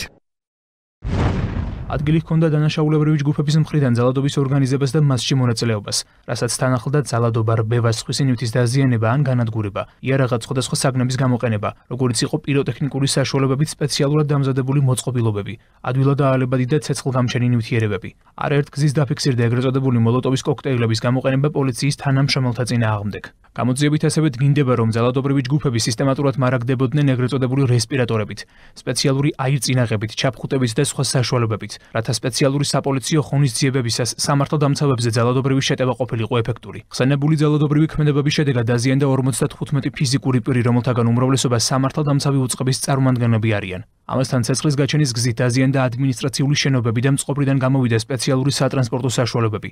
პროკურატურაში გამოძიება საბოტაჟის, დამამძიმებელ გარემოებაში საბოტაჟის მცდელობის, უცხოეთის ორგანიზაციისთვის და უცხოეთის კონტროლს ქვეშ დაქვემდებარებული ორგანიზაციისთვის, მტრულ საქმიანობაში დახმარების და საქართველოს კონსტიტუციური წყობილების და ეროვნული უშიშროების საფუძვლების წინააღმდეგ მიმართული საქმიანობისთვის ფინანსების მობილიზების ფაქტზე მიმდინარეობს. აი ამას არქმევდნენ მშვიდობიან საპროტესტო აქციებს. ასე ინიღბებოდა ეს ადამიანები, მაგრამ სინამდვილეში ეს ჩვენ თვალწინ მიმდინარეობდა ყველაფერი და თქვენ ნახეთ ძალიან მცირე ფრაგმენტები იმისა, თუ რა ხდებოდა, რა სკვარდებოდა ეს თანხები და ასე შემდეგ. ახლა დარბიან ეს ვიღაცა ჟორჟოლიანი და მისი მსგავსნი ამ ფონდების ავანჩავანი, რომლებიც წიკვინებენ იმასთან დაკავშირებით, რომ აი თურმე უკანონობა ხდება, უკანონოდ დაუყადაღეს მათ ეს ფონდები, ეს ფონდები მოწადინებული იყო გაჭირვებული ადამიანების დახმარებისთვის, ეს ხალხზე ზრუნვის გამოხატულება იყო და ასე შემდეგ და ასე შემდეგ. მე მინდა ერთი ძველი ვიდეო კადრი, ვიდეო მასალა გაჩვენოთ თქვენ, თუ შეიძლებოდა თუ არა, თუნდაც ეს ქალბატონი ვინმე ჟორჟოლიანი ყოფილიყო ხალხზე მზრუნველი. აი თქვენ ახლა ნახავთ ვიზზე მზრუნველია იგი. აი დღეს რო ვიყავი სამსახურში და შენს გემესიჯებოდი, მივხვდი რომ მიშა შეიძლება ნებისმიერ მომენტში მოკვდეს. აი დღეს მქონდა მთელი დღის განმავლობაში ეს განცდა რომ რაღაცნაირად განგაში რო აგიყოლებს და რაღაცა სულ რო გონია რომ ცუდ ამბებს მოგწერე. ნებისმიერ წუთს. მე პირველად მოგწერე რომ ეს ასეა. მიშას რო რამე მოუვიდეს, რაში მადარდებს, რა ბედი ეწევა ღარიბაშვილს და ირაკლი გობახიძეს, რა ბედი ეწევა ან ამ ქვეყანას, ან ჩვენ სად ვიქნებით, ან ჩვენ რას მერე როგორ შევაფასებთ საკუთარ როლს ამ ყველაფერში. აი ამ უტუტუცესი არსებისთვის მიშა არის ღმერთი და სამყარო. მიშას იქით მას არაფერი არ ადარდებს. სხვათა შორის არც საკუთარი თავი. არც საკუთარი ქვეყანა, არც საკუთარი ხალხი. ახლა ვისთვის აგროვებდა ეს ამ თანხებს და ვისთვის ქმნიდა ამ ფონდებს? იმისთვის რომ ხალხის გასაჭირი ეყოყურა და მათთვის გაემართა ხელი? თუ მიშას სამსახურში მდგარიყო და სახელმწიფო გადატრიალების სამსახურში მდგარიყო. აქ მარტო ფონდის დაყადაღება არ არის საკმარისი. ყველაფერი ეს უნდა იყოს გამოძიებული თავიდან ბოლომდე და ყველამ კანონის შესაბამისად უნდა აგოს პასუხი. რაც შეეხება თვითონ მიშას განაჩენი უკვე გაიზარდა და ასე ვთქვათ კარგი მსუყე ციფრი შეადგინა 12 წელი და 6 თვე. განაჩენი გამოტანილია სააკაშვილი დამნაშავეა. პატიმარმა პაციენტმა საქართველოს სახელმწიფო საზღვარი წინასწარ შემუშავებული კონსპირაციული გეგმით უკანონოდ გადმოკვეთა. მოსამართლე მიხეილ ჯინჯოლიამ დისკრეციული უფლებით ისარგებლა რეციდივის პრინციპით იხელმძღვანელა და სასჯელი შეკრიბა. ანუ მაშინ, როდესაც სააკაშვილს ქართული მართლმსაჯულება ასამართლებდა, ის მართლმსაჯულებას ემალებოდა და ახალი დანაშაულით ჩაიდინა. საკუთარ სამშობლოში რძის პროდუქტებით სავსე კონტეინერით შემოპარვისთვის გასამართლებულს ჯამში ციხეში 12 წლისა და 6 თვის გატარება მოუწევს.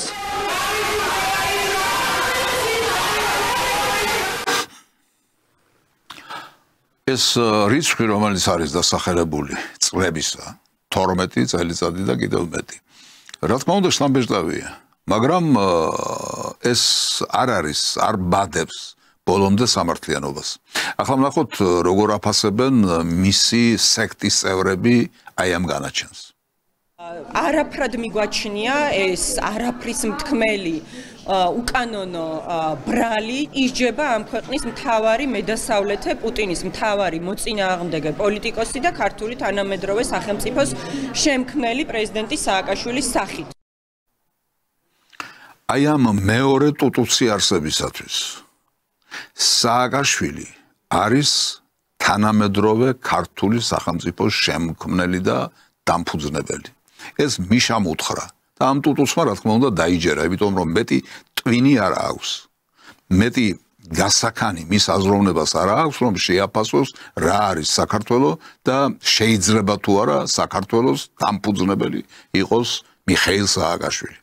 მაგრამ ერთ რამეში ვეთანხმები ამ ქალბატონს, რომ ეს განაჩენი არ ასახავს რეალობას შესაბამისად. 12 წელი კი არა, ორჯერ მეტიც რომ იყოს, მაინც არ იქნება შესაბამისობა. მე ამ შემთხვევაში წელთა სიმრავლე არ მაქვს გადვალობაში. არამედ ის თუ რის გამო არის დამდგარი განაჩენი. საზღვრის უკანონო კვეთა, ბიუჯეტის თანხების ფლანგვა და ასე, რა თქმა უნდა, მძიმე დანაშაულებია ეს ყველაფერი და ამისთვის ადამიანი უნდა დაისაჯოს, მაგრამ მას აქვს გაცილებით უფრო მძიმე დანაშაული ჩადენილი. ეს არის იმ უსასტიკესი რეჟიმის ჩამოყალიბება, რომელსაც ის ედგა სათავეში და რომელმაც საქართველოს გრევამდე მიიყვანა. აი ეს რეჟიმი უნდა გასამართლეს. არა ცალკეული პერსონები, არამედ მთლიანად რეჟიმი, რომელსაც ერქვა ნაციონალური მოძრაობა და რომელიც იყო ურჩხული ფაშისტური ორგანიზაცია, ეს აუცილებლად უნდა გასამართლეს. აი, მხოლოდ ასეთ შემთხვევაში იქნება შესაბამისობა დანაშაულსა და განაჩენს შორის. ახლა რაკი ამ თემაზე ჩამოვარდა საუბარი, მაგრამ გადავავლოთ თვალი იმასაც, თუ ვინ იდგა ამ კაცის საქართველოში უკანონო გზით შემოსვლის უკან და რა მიზნები ჰქონდა ყველაფერ ამას. გეგმა სააკაშვილის პოლიტიკურმა პატრონებმა დაწერეს, მიზანი კი ქვეყანაში დესტაბილიზაცია იყო. ქართულმა ოცნებამ დანაშაულებრივი გეგმის პოლიტიკური კონტექსტი გაშიფრა. ფაქტების ქრონოლოგიის მიხედვით საქართველოში შემოპარვამდე სააკაშვილი მეგობარ ევრობიუროკრატებს შეხვდა. სტრასბურგი 2021 წელი 13 სექტემბერი ანა ფოტიგა ფოტოზე. კონსპირაციული გეგმის ამოქმედებამდე რამდენიმე დღით ადრე ვიოლა ფონ კრამონი ფრანკფურტში სააკაშვილთან შეხვედრის შესახებ წერს, თემა ქართული არჩევნებია. სააკაშვილის განაჩენის ფონზე არ უნდა დაგვავიწყდეს, რომ სააკაშვილის საქართველოში შემოპარება დაგეგმა და განახორციელა უკრაინის სამხედრო დაზვერვამ.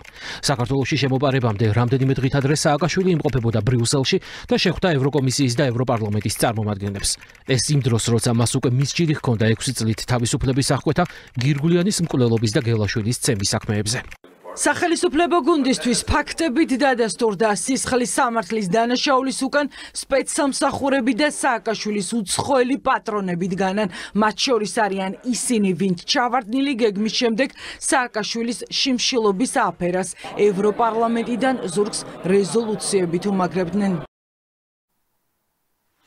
მე რომ კაცმა მკითხოს, ამ გარეწარს სააკაშვილთან ერთად უნდა გასამართლდეს ის ევროპელებიც, ის ევროჩინოვნიკებიც და ევროდეპუტატებიც, რომლებიც მას ზურგს უმაგრებდნენ და დღემდე უმაგრებენ. ისინიც უნდა გასამართლდნენ, მაგრამ სამწუხაროდ საქართველოს ძალებს აღემატება ასეთი სურვილი, ეს მხოლოდ ერთხელ მოხერხდა ისტორიაში და ისიც გააკეთა იოსებ სტალინმა. ჩვენ ამის გაკეთება არ შეგვიძლია, ვნახოთ რას გააკეთებს პუტინი ამ მიმართულებით, მაგრამ ეს სხვა საუბარია უკვე. ისე ამ რეჟიმის, აი ამ უსაზიზღლესი რეჟიმის ციხესიმაგრე უკვე ეცემა და უკვე დაეცა მე მგონი, მაგრამ ვიდრე ამაზე ვიტყოდეთ, მინდა შეგახსენოთ ეს საზიზღარი გვარამია, რომელიც ამ ნაციონალურ ოფისს მათ ციხესიმაგრეს ადარებდა რომელიღაც ისტორიულ ციხესიმაგრეს. ირანში იყო უცნობილესი ალამუთის ციხე. ციხე, რომელიც წლების და საუკუნეების განმავლობაში იყო აუღებელი. 1092 წელს ალამუთის ციხეს შემოარტყეს ალყამ. არსლან ტაშას ძალებმა. მიუხედავად იმისა, რომ სულ 60 ადამიანი ამაგრებდა ციხეს, მან გაუძლო რამდენიმე თვიან ალყას და დაელოდა დახმარებას. დახმარება მიიღო და არსლან ტაშა დაამარცხა. ალეგორია გესმით ალბათ, რისი თქმაც უნდოდა ამ კაცს, რომ ამათი ციხესიმაგრე არის აუღებელი, ის არ დაეცემა და ის მუდმივად მყარად იდგომება ფეხზე. ახლა ვნახოთ რა მოხდა შემდეგ. ნაციონალური მოძრაობის სათა ოფისი გაიყიდა, უკვე გამოქვეყნებული ოფიციალური დოკუმენტების თანახმად წარმოება დღეს დასრულდა. აი ასეთია ამათი წინასწარმეტყველება და დამდგარი შედეგი. არა ამ კონკრეტულ შემთხვევაში მარტო, არამედ საერთოდ რამდენს ბაკიბუქობენ, მაგრამ მთლიანობაში რა თქმა უნდა ვერაფერს ვერ აღწევენ, იმიტომ რომ მოკლებული არიან უმთავრეს ქართველი ხალხის მხარდაჭერას. ქართველი ხალხის აბსოლუტურ უმრავლესობას ატანა არ აქვთ ამათი. დანახვა არ შეუძლია ამათი, იმიტომ რომ ესენი არიან თავიდან ბოლომდე დამნაშავეები. დამნაშავეთა ხროვა, რომელიც უნდა ამოიძირკოს ქართული პოლიტიკური ცხოვრებიდან ერთხელ და სამუდამოდ. ახლა ვნახოთ რა ხდება ევროპაში. ყავთ თუ არა იქ ისევ მხარდამჭერები თუ მინელდა ის მოძრაობა. ჩვენ ძალიან შეშფოთებულები ვართ საქართველოში დაკავებებით. ჩვენ ვახორციელებთ ზეწოლას მათზე, ვინც ძალადობას ახორციელებს მშვიდობიანი მოქალაქეების წინააღმდეგ. აი ასეთი გახლავთ დამოკიდებულებები ევროპაში, ევროპის ჩინოვნიკებში, ევროპის დეპუტატებში და ასე შემდეგ, ბევრია ისეთი, რომელიც ვერც ვერაფერს ხედავს და რომელსაც არც არაფრის დანახვა არ უნდა და გაგონება არ უნდა. მათი საერთო პროგრამა, საერთო გეგმა არის ნაციონალური მოძრაობის მსგავსი რეჟიმებისთვის მხარდაჭერა, იმიტომ რომ გავლენა ქონდეთ ამა თუ იმ ქვეყანაში. სხვა არაფერი ამის უკან არ იკითხება, მაგრამ რეალურად მათი ეს პროგრამა, მათი ეს პროექტი უკვე ჩავარდნილია. აი მაგალითად რა პასუხს აძლევს ყველაფერ ამას საქართველოს საგარეო საქმეთა მინისტრი ქალბატონი ბოჭორიშვილი. სამწუხაროა, რომ ევროკავშირში და ბრიუსელში არიან წარმომადგენლები, რომლებიც ძალიან ვიწროდ უყურებენ დღევანდელ მსოფლიოს განვითარებებს, ძალიან სუბიექტურად აფასებენ საქართველოში მიმდინარე პროცესებს და შეიძლება ითქვას, რომ გარკვეულწილად ნეგატიურ როლსაც თამაშობენ ჩვენს ქვეყანაში სტაბილურობის შენარჩუნებაში და მიმართულია მათი განცხადებები ძალიან ხშირად სწორედ იმ სტაბილურობის შესართავად, რომელიც ასე ჭირდება ჩვენს ქვეყანას. აი ეს ყველაფერი, რის შესახებაც ახლა ქალბატონი ბოჭორიშვილი საუბრობდა, საქართველოს ხელისუფლებამ, ქართულმა მთავრობამ უკვე გააცნობიერა დიდი ხანია და მართლაც მედგრად დახვდნენ ყველაფერ ამას და ეს ყველაფერი უკვე ჩვენს რეალობაში არის ასახული. ეს მისასალმებელია, ამის გამო მათ წუნს ვერ დავდებთ.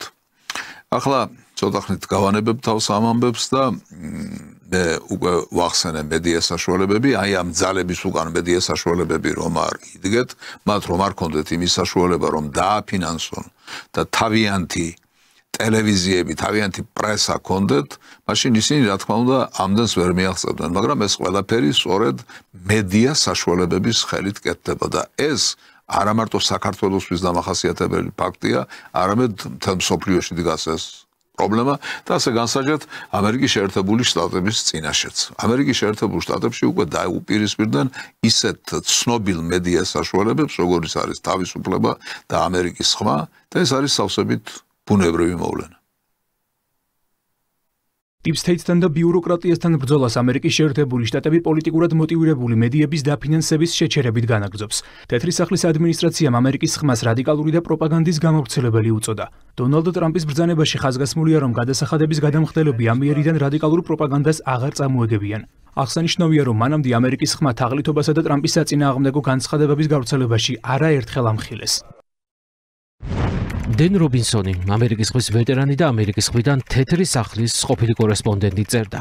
ვაკვირდებოდი სააგენტოს ბიუროკრატიას და ვასკვნიდი, რომ იგი ქედმაღალ თაღლითური ოპერაციის შემსრულებლად იქცა, რომელიც ხშირად ასახავდა მემარცხენე ფრთისადმი მიკერძოებას. წარმომადგენელი სკოტ პერი 2022 წელს წერდა, რომ ამერიკის ხმა ბოლო რამდენიმე წლის განმავლობაში უფრო და უფრო პარტიული გახდა. ამერიკის შეერთებული შტატების გლობალური მედიის სააგენტოში დონალდ ტრამპის მიერ დანიშნულმა მრჩეველმა მისივე მტკიცებით ეროვნული უსაფრთხოების მასშტაბური დარღვევები, მათ შორის სააგენტოში ჩანერგილი ჯაშუშები და ტერორიზმის მხარდამჭერები გამოავლინა. ეს სააგენტო თავიდან ბოლომდე წარმოადგენს გიგანტურ წუმპეთს და ზედმეტ ტვირთს ამერიკელი გადასახადების გადამხდელებისთვის, ასევე წარმოადგენს ჩვენი ქვეყნის ეროვნული უსაფრთხოებისთვის რისკს. ეს სააგენტო გამოუსწორებლად არის დაზიანებული. რამდენიმე დღის წინ დონალდ ტრამპის ხელმოწერილი ბრძანებით ამერიკის შეერთებული შტატების გლობალური მედიის სააგენტო შემცირდა. სწორედ ის კურირებდა როგორც ამერიკის ხმას, ისე რადიო თავისუფალ, ევროპა რადიო თავისუფლებას და სხვა მაუწყებლებს. ამერიკის ხმის თანამშრომლები ადმინისტრაციულ შვებულებაში გაუშვეს, რადიო თავისუფლებას კი ფედერალური გრანტები გააუქმდა. თეთრი სახლის მიერ რადიკალად მოხსენიებული მედია იმ არასამთავრობო ორგანიზაციების დასაყრდენი იყო, რომლებიც წლებია ქართულ პოლიტიკურ ცხოვრებაზე გავლენის მოხდენას ცდილობენ. ეს ორი უბინძურესი მედია საშუალება ორგანიზაცია მე პირადად და ჩემი თაობის ადამიანებს ბავშვობიდან გვახსოვს და გვახსოვს ისიც თუ როგორ ვიყავით მონუსხული მათი საკენკით, მათი პროპაგანდით, როგორ გვატყუებდნენ, როგორ გვაბრუებდნენ და როგორ გამგვაწყობდნენ სოციალიზმის წინააღმდეგ, საბჭოთა კავშირის წინააღმდეგ და თუნდაც საკუთარი ქვეყნის წინააღმდეგ. ეს ყველაფერი რეალობა იყო, რომელიც დღეს აგერ უკვე გასყდა, ასე ვთქვათ, და განაჩენიც დადგა. ესენი ფუნქციონირებას ალბათ ვეღარ განაგრძობენ. ამასთან დაკავშირებით საქართველოში შეხედულებები, როგორც ყოველთვის ხდება ხოლმე, რა თქმა უნდა, გაიყო, მაგრამ ახლა მინდა შემოგთავაზოთ ძალიან ხატოვანი ნათქვამი დეპუტატ მაჭარაშვილის. არაერთხელ მოგისმენია ამერიკის ხმიდან რადიო თავისუფლება რო ქვია იქიდან რომ საქართველოში თურმე დემოკრატია უკან მიდის და ეხლა უკვე პანაშვიდებს უხდიან რადიო თავისუფლებასაც ამერიკის ხმასაც. აი ასე აქ დემოკრატიას რომ გვიწუნებდნენ და თითის ქნევით რომ გველაპარაკებდნენ, ახლა როგორც ბატონმა მაჭარაშვილმა მობრძანა, პანაშვიდებს უხდიან აი ამ უსაზიზღრეს ორგანიზაციებს. უზნეო ორგანიზაციებს და მედია საშუალებებს. მაგრამ ნახეთ როგორი მხარდამჭერები ყავთ ამ ორგანიზაციებს საქართველოში. მე არ მიმართ ისინი პროპაგანდას ეწევდნენ. მე როგორც ქართველ შემიძლია მადლობა გადავუხადო ამ ძალიან მნიშვნელოვან გამოცემებს იმ საქმისთვის, რასაც ეწევდნენ აწრების განმავლობაში. კი ბატონო, უხადეთ მადლობა, მაგრამ ისინი უკვე აღარ არიან და აღარ იქნებიან ისევე როგორც თქვენ აღარ ხართ პრაქტიკულად და აღარ იქნებით სულ ახლო მომავალში. უხადეთ მადლობები. ვინ იყვნენ ეს მედია საშუალებები და რას წარმოადგენდნენ ისინი, რომლებიც ყველაფერს სულს უჭერდნენ მხარს. მაგალითად, აი ასოებს რომ ვამბობ ხოლმე მე ამ არასამთავრობო ორგანიზაციებს, სწორედ ესენი ედგნენ ზურგს უკან, ესენი უმაგრებდნენ ზურგს და ესენი უჭერდნენ მხარს. აი ეს მედია საშუალებები. ესენი იყვნენ გლობალური ომის პარტიის წარმომადგენლები და პროპაგანდისტები. ესენი იყვნენ Deep State-ის წარმომადგენლები და პროპაგანდისტები. ასე იყო მათ და სამწუხაროდ ეს ყველაფერი. აი ამასთან დაკავშირებით ერთი სიუჟეტი. ტრამპის მიერ დაფინანსება შეჩერებული მაუწყებლობის მიერ არაერთი პოლიტიკურად მიკერძოებული ინფორმაცია ახსოვთ ქართულ ოცნებაში. ისინი სწორედ იმ NGO-ებს უწევდნენ მედია უზრუნველყოფას, რომელთაც საქართველოს პოლიტიკურ გარემოზე გავლენის მოხდენის პრეტენზია აქვს და ირწმუნებიან, რომ ქვეყნის ინტერესებით მოქმედებენ, თუმცა აშკარაა, რომ დონორებისგან მიღებულ ფულს ანტისახელმწიფოებრივი და არაეროვნული ინტერესებით მოქმედება ახლავს თან. და კიდევ ამასთან დაკავშირებით მე მინდა პარლამენტის კომიტეტის თავმჯდომარის განცხადება მოგასმენინოთ, რაც ძალიან ზუსტი დახასიათებაა ამ მედია საშუალებების. სამწუხაროა, რომ ის როლი, რაც ამ ორგანიზაციებს ჰქონდა ცივი ომის დროს, აი ამ როლიდან და ამ მნიშვნელობიდან ჩამოლაბორანტდნენ, ჩამოქვეითდნენ იქამდე, რომ ცალკეულ სახელმწიფოებში, მათ შორის საქართველოშიც, ისინი პირდაპირ ხელს უწყობდნენ ხელისუფლების ცვლილებებს და რევოლუციურ სცენარებს. USAID-თან, NET-თან და სხვა ფონდებთან ერთად, ასევე იყო მედია ორგანიზაციები, რომლებიც ბლოკავდნენ ყველანაირად ალტერნატიულ ხმებს და მეორეს მხრივ იყვნენ პირდაპირ პროპაგანდის რუპორები. ცივი ომიდან დაწყებული ესენი წამლავდნენ საზოგადოებას და არა მარტო წამლავდნენ საზოგადოებას, არამედ ყველანაირად ბლოკავდნენ განსხვავებულ აზრს, ალტერნატიულ აზრს და თანაც იძახოდნენ, რომ თვითონ არიან დემოკრატიისა და გამოხატვის თავისუფლების მედროშეები. სინამდვილეში იქცეოდნენ საპირისპიროდ და საწინააღმდეგოდ. ახლა მოდით ნელ-ნელა წავიდეთ ყველაფრის თავმოყრისკენ და გავერკვეთ იმაში, თუ როგორ ესახებათ აი ამ ახალ, როგორც მე ვამბობ, რევოლუციურ სიტუაციაში საქართველოს ხელისუფლების და მთავრობის წარმომადგენლებს ჩვენი ქვეყნის მომავალი. როგორ ესახებათ, სად ხედავენ მის ადგილს და ასე შემდეგ. ხელისუფლებამ, მთავრობამ მზად არის იმისთვის, რომ ურთიერთობები დარეგულირდეს. ჩვენ ყოველდღურად ვადევნებთ თვალს, თუ რა პროცესები მიმდინარეობს. ამერიკის შეერთებული შტატების ახლადარჩეულმა პრეზიდენტმა პირდაპირ ომი გამოუცხადა Deep State-ს და მისი მთავარი ამოცანა არის Deep State-ის დამარცხება. ჩვენ ძალიან დიდი ხნის წინ საუბრობდით გლობალური ომის პარტიაზე, მათ ინტერესებზე. შესაბამისად, პირველი, რა თქმა უნდა მოხდეს Deep State-ის დამარცხება. ჩვენ ამ ბრძოლაში ამერიკის შეერთებული შტატების პრეზიდენტს წარმატებას უსურვებთ და გვაქვს იმედი, რომ ის დაპირება, რაც გასცა Deep State-ის დამარცხებასთან დაკავშირებით, ის ბოლომდე შეასრულებს. ეს ბატონი კახა კალაძე გახლდათ, ქართული ოცნების მმართველი პარტიის წარმომადგენელი. ახლა მოვუსმინოთ მმართველი პარტიის კიდევ ერთ წარმომადგენელს ამავე საკითხთან დაკავშირებით. ახალი ადმინისტრაცია სწორედ ბევრ საკითხში, როგორც იდეოლოგიურ კუთხით, ასევე სოფლიოში მიმდინარე გეოპოლიტიკურ პროცესებთან დაკავშირებით, ხშირ შემთხვევაში იდენტურ პოზიციებს გამოხატავს. ამიტომ ჩვენ გვაქვს მყარი, ასე ვთქვათ, მოლოდინი იმისა, რომ ახალი ადმინისტრაციის პირობებში საქართველოს ამერიკის შეერთებული შტატების ურთიერთობა არა მარტო ზოგადად დაუბრუნდება სტრატეგიული ურთიერთობის ჩარჩოს, არამედ ეს ჩარჩო იქნება კონკრეტული დღის წესრიგით გამდიდრებული. ეს ბატონი ქადაგიშვილი გახდათ, ჩვენ უკვე მივხვდით როგორ ყალიბდება მათი აზროვნება, რა მიმართულებას ხედავენ ისინი შემდგომში. ეს არის ამერიკის შეერთებულ შტატებთან ურთიერთობების გადატვირთვა, ახალი ურთიერთობების ჩამოყალიბება და ეს ყველაფერი ალბათ მიდის იქამდე, რომ ამერიკის შეერთებულ შტატებთან უნდა გაგრძელდეს სტრატეგიული პარტნიორობა, რომელიც ახლა თუ არ ვხსნები შეჩერებულია. კიდევ ერთი წარმომადგენელი დღევანდელი მმართველი ელიტისა, ბატონი ვოლსკი. სანდო პარტნიორები ვიყავით ამერიკისთვისაც, დასავლეთისთვისაც ზოგადად, მაგრამ როგორც ჩანს, Deep State-მა გაიმარჯვა მაშინ და იმედი გვაქვს, რომ ეხლა სიტუაცია სიღრმისეულად შეიცვლება და ამ იმედს გააჩნია ოპტიმიზმის საფუძველი.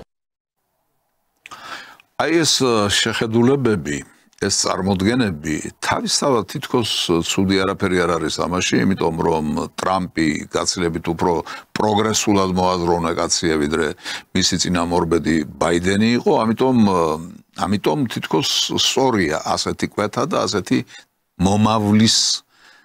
ჩვენი მომავლის ასეთი დაფუძნება ამერიკის შეერთებულ შტატებთან ურთიერთობაზე. თითქოს სწორია, მაგრამ არის კი სწორი ეს ყველაფერი საერთო სურათის გათვალისწინების შედეგად მოდის თუ ისევ ცალმხრივი და ტენდენციური დამოკიდებულებებია თუნდაც იგივე დასავლეთთან და ამერიკასთან დამოკიდებულების თვალსაზრისით. მე მგონი ეს ძველი გაკვალული გზების, ძველი სტერეოტიპების, ძველი შაბლონების გამეორება, რომელიც მარტო ჩვენი მაგალითით კი არა, სხვების მაგალითითაც რომ იმჟელოთ, სასურველ ეფექტს არ იძლევა ხოლმე. აი მაგალითად უკრაინის მაგალითი და წარმოვიდგინოთ რა ხდება უკრაინაში. უკრაინის უმთავრესი ამოცანა, რასაც მან საკუთარი თავი შესწირა, იყო ნატოს წევრობა, რა თქმა უნდა იყო იმ ტერიტორიების შენარჩუნება, რომლითაც ის ნაცნობია გაეროს მიერ და ასე შემდეგ, მაგრამ აი მოусვინოთ ბატონ ტრამპს იმ ტერიტორიებთან დაკავშირებით, აქ ფრაგმენტულად იმ სიუჟეტში, რომელსაც თქვენ ახლა ნახავთ, დაინახავთ როგორია დამოკიდებულება უკრაინის ტერიტორიულ მთლიანობასთან დაკავშირებით ბატონ ტრამპის. ჩვენ ვაპირებთ გავაკეთოთ ყველაფერი, რაც შეგვიძლია. გავაკეთებთ ყველაფერს, რათა მივაღწიოთ საუკეთესო შეთანხმებას ორივე მხარესთვის. უკრაინისთვის ბევრს ვიმუშავებთ, რათა რაც შეიძლება მეტის დაბრუნება შეძლონ. რაც შეიძლება მეტის დაბრუნება შეძლონ ტერიტორიებზეა საუბარი. ანუ ტრამპი არ ამბობს, რომ უკრაინა ტერიტორიულად გამთლიანდებაო. უკრაინა ტერიტორიულად რომ ვერ გამთლიანდება, ეს სხვა გამოსვლებში უფრო მკვეთრად აქვს ბატონ ტრამპს აღიარებული და აქ მარტო ბატონ ტრამპის აღიარებაზე არ არის საქმე. რეალობა უკვე ისეთია, რომ უკრაინის ტერიტორიული გამთლიანება გამორიცხულია, წარმოუდგენელია. ანუ ამერიკის სტრატეგიულმა პარტნიორობამ, ნატოსკენ სწრაფვამ და საერთოდ დასავლეთის კოჰორტაში ჩაწერამ რა მოუტანა უკრაინას ამ თვალსაზრისით გასაგებია, ხო? ახლა თუნდაც იგივე ნატოს პერსპექტივა როგორია უკრაინისთვის ტრამპის შეფასებით. არ მინდა ახლა ამაზე საუბრის დაწყება, მაგრამ შემიძლია გითხრათ, რომ ნატო უნდა დაივიწყოთ. ფიქრობ ეს იყო მიზეზი, რომლის გამოც ყველაფერი დაიწყო. ნატო უნდა დაივიწყოთ. ძალიან მკვეთრად არის ნათქვამი და ცოტა შეურაცხყოფელადაც უნდა დაივიწყოთ. ის კი არა რომ ვერ მოხერხდება, ცოტა ხნით გადაიდება და ასე შემდეგ. არა, თქვენ ეს უნდა დაივიწყოთ. ასეა ნათქვამი. ანუ რის თქმა მინდა, რომ ამერიკელებზე აქცენტის გაკეთება, ორიენტაციის გაგრძელება ისე როგორც მთელი ეს 35 წელიწადი ვიარეთ, არის არაფრის მომტანი. მიუხედავად იმისა, ვინ იქნება ამერიკის შეერთებული შტატების პრეზიდენტის როლში. მიუხედავად ამისა, იმიტომ რომ არ არის გათვალისწინებული მეორე მხარე, არ არის გათვალისწინებული რუსეთის ფაქტორი. რაც უაღრესად მნიშვნელოვანია და განსაკუთრებით უფრო მნიშვნელოვანია დღეს, იმიტომ რომ მისი მნიშვნელობა არა მარტო ჩვენთვის, არა მარტო უკრაინისთვის, არამედ მთელი მსოფლიოსთვის იზრდება და იზრდება. აი ამისი გათვალისწინება არ ჩანს იმ შეფასებებში, რომლებიც ჩვენ ახლა მმართველი პარტიის წარმომადგენლებისგან მოვისმინეთ და ეს არის ძალიან ცუდი. მე ამ საკითხებთან დაკავშირებით ცოტა ხანს კიდევ ვისაუბრებ, მაგრამ მოდით ოდნავ ამოვისუნთქოთ და თქვენთვის უკვე კარგად ნაცნობი რუბრიკა ფსიქიატრიის რენტგენი.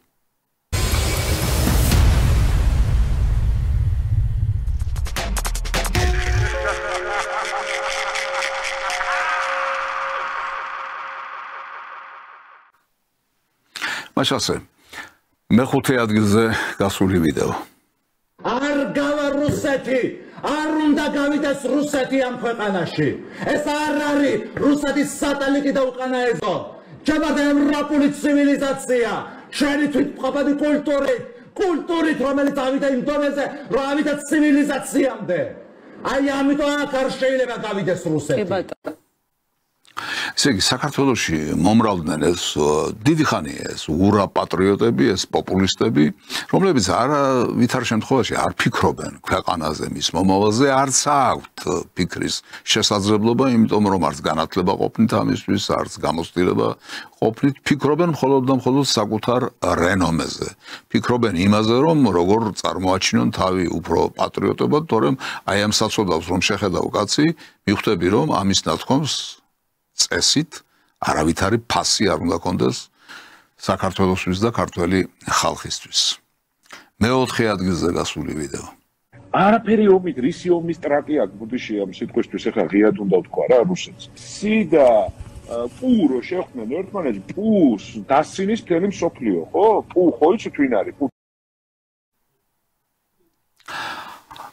ამნაირი აზროვნებისკაც პოლიტიკაში სიტყვის თქმის პრეტენზია რომ აქვს. ეს ჩვენს საერთო ეროვნულ დაავადებაზე არ მეტყველებს? რა თქმა უნდა მეტყველებს.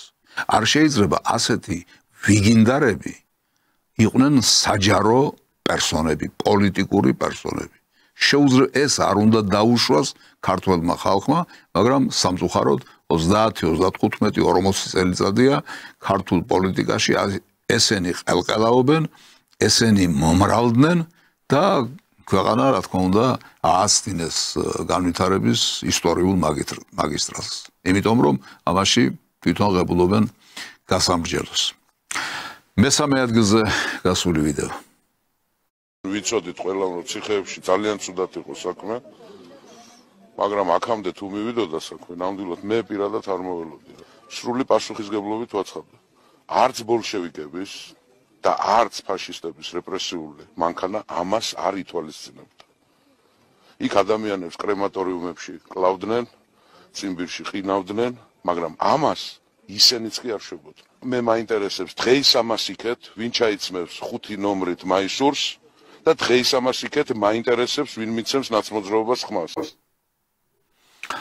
ეს მივხვდით წლების წინ ნათქვამი გახლავთ და ამაში თავისთავად არც ფსიქიატრიული არამე და არც დასაწუნი არ აქვს არაფერი ეს სწორი გამართული პოზიცია პოლიტიკოსისა და გნებავთ რიგითი მოქალაქისა, იმიტომ რომ მაშინ რაც ხდებოდა ქართულ საპატიმროებში, ქართულ ციხეებში წამება, გაუპატიურება და უბედურება ამ ფაშისტურმა რეჟიმმა რაც დაამკვიდრა სააკაშვილის მეთაურობით, იმისი შეფასება მოგვცა.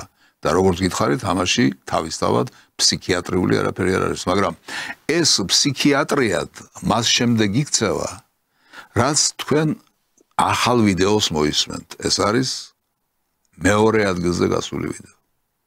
კოცებო, გამოიყვანეთ თქვენი ეგრეთ წოდებული სპეციალისტი, ისტორიკოსები რო ყავთ, უნიჭოები, სულ ყველა ერთმანეთზე უარესე და მითხარეთ გიორგი ბრწყინვალის შემდეგ რომელმა მეფემ ან მონარქმა ან ხელისუფალმა გაატარა იმდენი რეფორმები, რამდენიც გაატარა მიხეილ სააკაშვილი. მითხარით რომელია ბოლო 600 წლის განმავლობაში ამდენ რეფორმა ასეთ მოკლე დროში. გამოჩნდება მიხეილ სააკაშვილი კიდე ერთი ჟურნალისტი მეუბნებოდა ვინ გინახათო მობრუნებული პოლიტიკოსი გამოტენილია მსოფლიო მობრუნებული პოლიტიკოსები. ახლა აი ეს განათლებული კაცი, ისტორიკოსი კაცი ქვეყნის განვლილ გზაში ჩახედული კაცი. ისე აზროვნებს, როგორც აი ეს წიგვინა ქალი ბოკუჩავა აზროვნებს. და არც ხენი ვერ ხედავს. აი, როდესაც ხედავს, რომ მისი ნათქვამი და ბოკუჩავას ნათქვამი ერთმანეთს ემთხვევა. ხომ უნდა დაგაფიქროს ამან, რატომ ემთხვევა ერთმანეთს? ხომ არ დახვედი ბოკუჩავას დონემდე? არა, სამწუხაროდ, აი ეს ქმნის იმ ფსიქიატრიას, რის გამოც ეს სიუჟეტები აქ მოხდა. და ბოლოს პირველ ადგილზე გასული სიუჟეტი, რომელსაც მინდა დაკვირვებით მოусმინოთ, იმიტომ რომ ბევრი რამ იქნებ დაგანახოთ. მარტო ერთი კაცის უბედურება და ტრაგედია კი არა, იქნებ რაღაცა ეროვნული პრობლემა დაგანახოთ აი ამ საშინელებამ, რომელსაც ახლა ნახავთ. ენი უსაფრთხოების გარანტია იყო და არის სწორედ როგორღაც ბოდიში სიტყვისთვის შეტენვა იქ, სადაც რა სივრცესაც ვერ ესხმის რუსეთი. იგივე მასკი ამბობს, რომ ერთის მხრივ თქვა, რომ სტარლინგს ის მომსახურებას ახლა მე შევუწყვეთ უკრაინას და მე ნახეთ რაც დაემართებაო. მეორე დღეს ზეწოლის მედიაში, მეინსტრიმ მედიაში ატეხილი ერთი აჟიოტაჟის შემდეგ ოდნავ გამოასწორა, მაგრამ არსით და ფილოსოფიით მასკი ისევე როგორც ტრამპი არ იცვლება.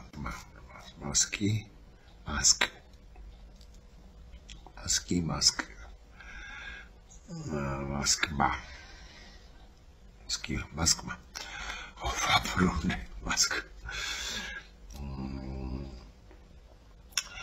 უკრაინას რაც შეეხება, რომ დაუბრუნდეთ უკრაინას და ამოვწუროთ,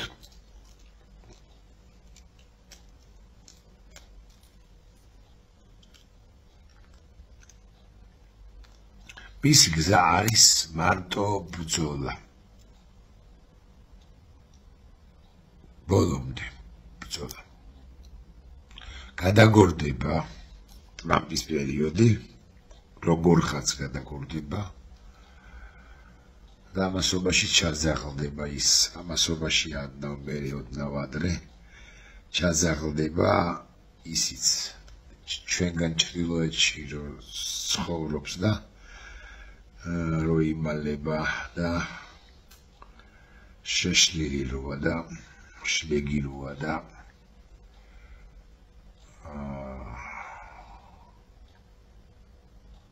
რომელსაც ვისაც პუტლერი ჰქვია. არა, შეიძლება 28-ში არ ჩაზაღლდეს, მაგრამ ოდესმე ჩაზაღლდება. თუ დააგვირდით, მე აქ ჩვეულებრივი შეურაცხადები არ გამომყავს, იმიტომ რომ მათ თავიანთი პრობლემა ეყოფათ.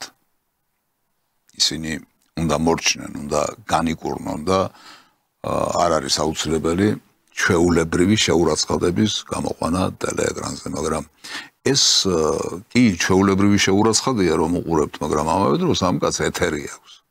ტელევიზიით გამოდის და ხალხს ესაუბრება, ხალხს ელაპარაკება.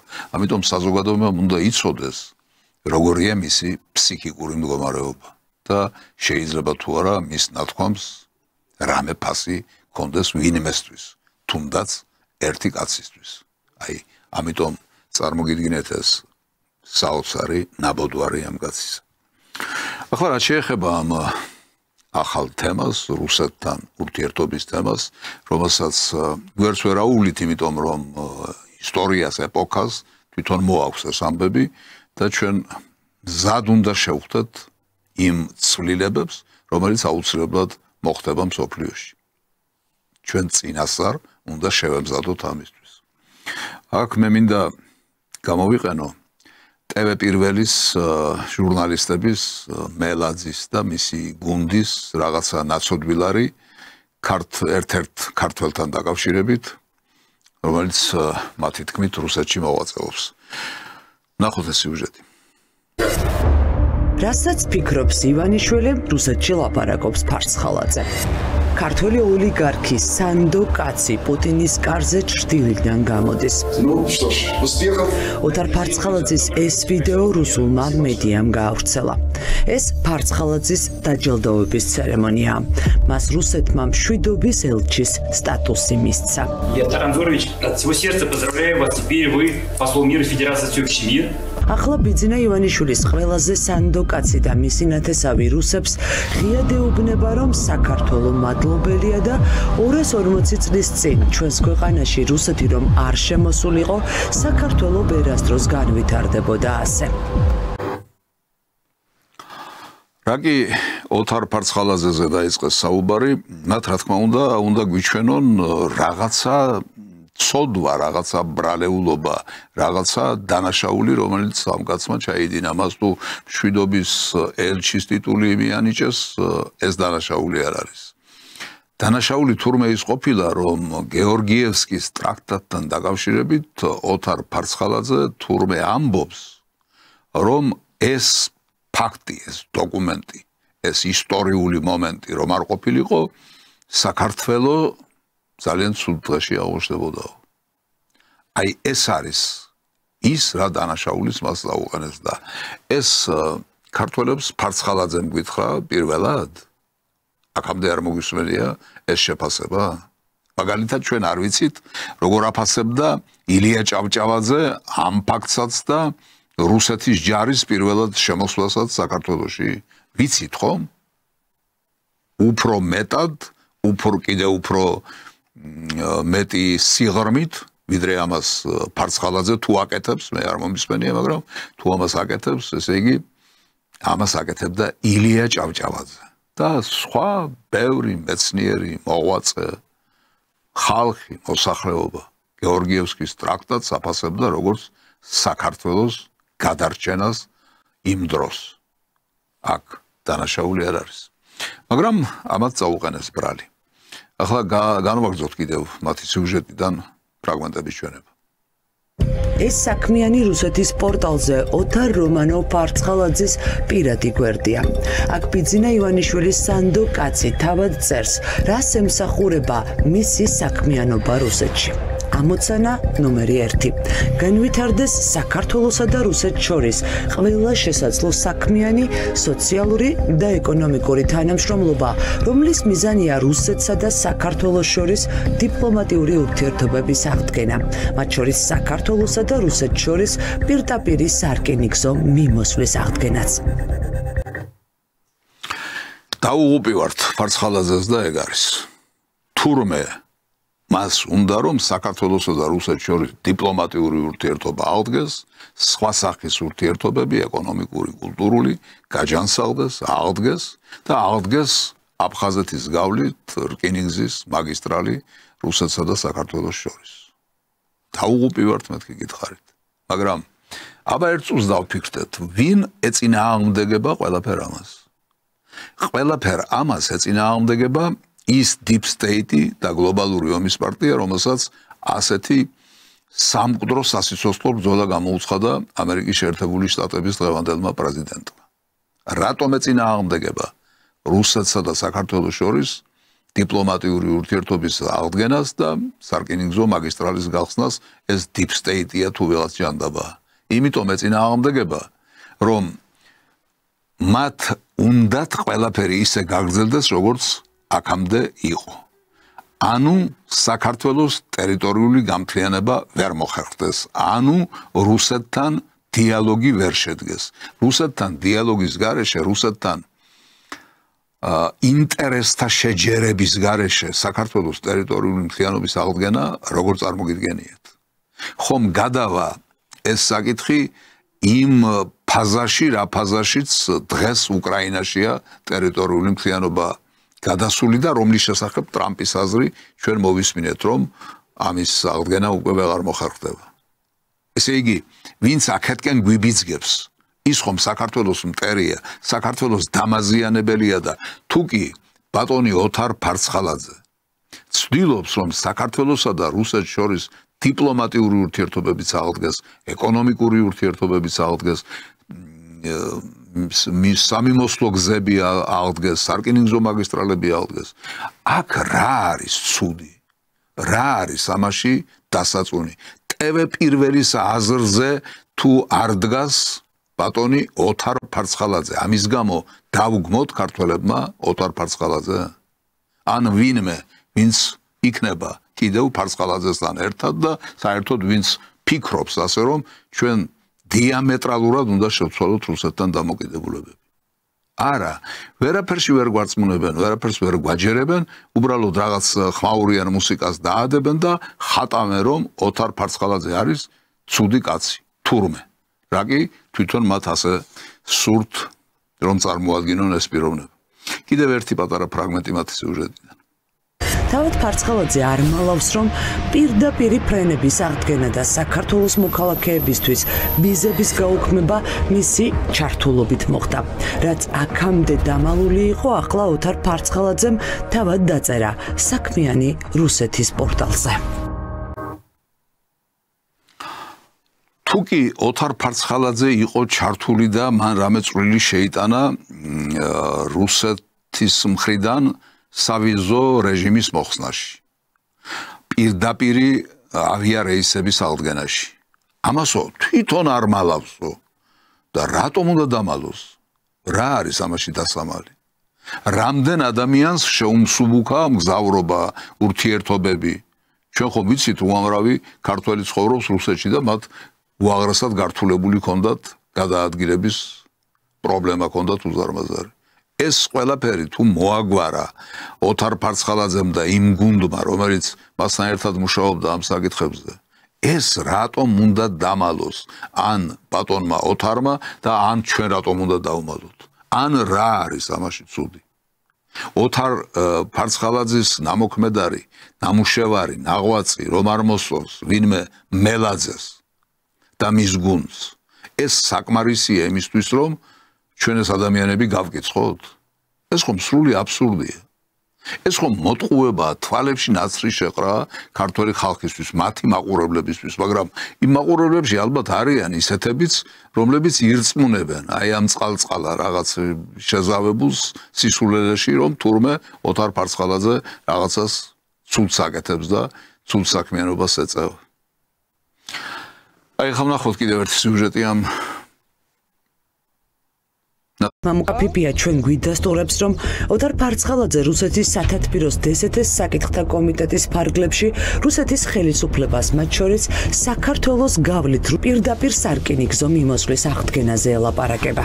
ოთარი არის ექსპერტი, კომიტეტის მოწვეული ექსპერტი. განიხილება აფხაზეთის რკინიგზის საკითხები და რა თქმა უნდა დიპლომატიური კავშირების აღდგენის საკითხები. მიდის მოდელირება, როგორ უნდა გაიხსნას ეს გზა და როგორ უნდა ამუშავდეს ეს ლოგისტიკური მიმართულებები. რუსეთი ცდილობს ყველანაირად გაიხსნას ეს ლოგისტიკური მიმართულებები, იმიტომ რომ ეს ჭირდება 3+3 ფორმატის განსახორციებლად. ეს არის ბატონი კალაშნიკოვი, ბატონი ტაისაევი, ადმინისტრაცია პრეზიდენტის, ეს არის საგარეო საქმეთა სამინისტრო რუსეთის. აი ამ ადამიანებთან და ამ ორგანიზაციებთან რუსეთის ხელისუფლებასთან თუ კი თანამშრომლობს ბატონი ოთარი, თუ კი ასეთ ნაბიჯებს დგამს, ამის გამო უნდა დავძრახოთ. ჩვენ არ ვიცით რომ ეს გასაკეთებელი საქმეა? ვერ ხვდებით ამას? მე ის მაწუხებს დღევანდელი მთავრობა თუ ვერ ხვდება ყველაფერ ამას და თუ ვერ დგამს შესაბამის ნაბიჯებს. ბატონი ოთარი არ არის ოფიციალური წარმომადგენელი დღევანდელი მთავრობისა და ხელისუფლებისა. ის კერძო პირია და მას როგორც სურს, როგორც მიაჩნია სწორად, შეუძლია ისე იმოქმედოს, მაგრამ ეს ხომ უკვე მთავრობის გასაკეთებელი საქმეა. რუსეთთან ლაპარაკი, რუსეთთან დიალოგი. ეს ხომ ჩვენი ხვალინდელი დღეა, რომელიც არ აღწდება და რაც უფრო დროზე გადავდგამთ ამ ნაბიჯს, მით უფრო სწორი იქნება შედეგი, მით უფრო მეტი იქნება ჩვენი მონაწილეობა საქართველოს ხვალინდელ დღეში თორემ ისე არ მოგვივიდეს როგორც უკრაინას მოუვიდა რომ უკრაინას არაფერს არ ეკითხებიან და ისე წყვეტენ მის ბედს ჩვენ ყველაფერი უნდა გავაკეთოთ იმისთვის რომ ჩვენ კითხონ ჩვენ შეგვითანხმონ ჩვენი მონაწილეობით გადაწყვეტს ჩვენი მომავალი ახალ მსოფლიოში ახალ მსოფლიო წესრიგში ახალ საერთაშორისო სამართალში რომელიც ხვალინდელი დღეა რომელიც არსად არ წავა აუცილებლად მოვა მოსულია უკვე დანახვა უნდა უბრალოდ და კიდევ ერთი საკითხი რა ბრალი წაუყენეს ბატონ ოთარ ფარცხალაძეს ამ ვაჟბატონებმა და ქალბატონებმა ოთარ ფარცხალაძემ საკუთარ თავზე აიღო შემოიყვანოს საქართველოში ინვესტორები ბრიქსის ქვეყნიდან ფულის ჩასადებად. ბრიქსი რუსეთის მიერ შექმნილი გაერთიანება ევროკავშირის საფირწონედ. მასში ბრაზილია, რუსეთი, ინდოეთი, ჩინეთი, სამხრეთ აფრიკის რესპუბლიკა და კიდევ 5 სახელმწიფოა გაერთიანებული. ფარცხალაძემ მოსკოვში დააფუძნა სპეციალური საშუამავლო კომპანია ბიზავიც, რომელიც ბრიქსის ქვეყნების მოქალაქეებს საქართველოში გასაყიდ ბიზნესის შეძენას თავაზობს.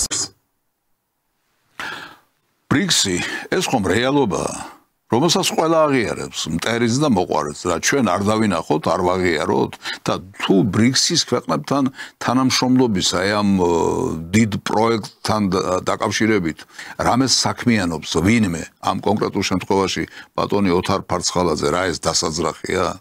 ინვესტიციების მოზიდვა საქართველოში დასაძრახია? ეს როგორც ამ ჟურნალისტებს გონიათ ბრალის საყენება ბატონ ფარცხალაძისთვის თუ რეკლამის გაკეთება მე მგონი რეკლამაა მაგრამ მათ ეს არ ესმით იმიტომ რომ ისინი გუშინდელ დღეში არიან ჩარჩენილები და როგორც წეღავთქვი ძველი შაბლონებით ძველი სტერეოტიპებით და ძველი გაკვალული გზით მოდიან დღემდე მაგრამ რეალობა შეიცვალა უკვე და აქედან გამომდინარე მე მინდა რამდენიმე დასკვნა გავაკეთო დღევანდელ გადაცემაში. პირველი, მსოფლიო უკვე მრავალპოლუსიანია.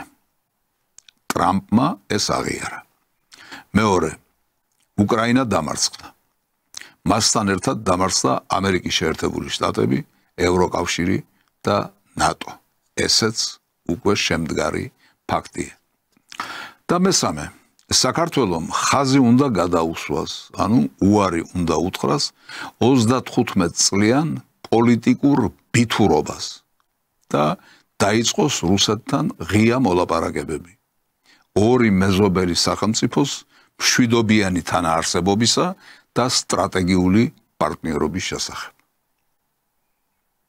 ახლა შეცდომის დაშვების უფლება არ გვაქვს. ვინაიდან ეს უკვე დანაშაული იქნება. ასეთი იყო ამ გადაცემის სათაური და ამავე სიტყვებით მინდა ეს გადაცემა დავამთავრო.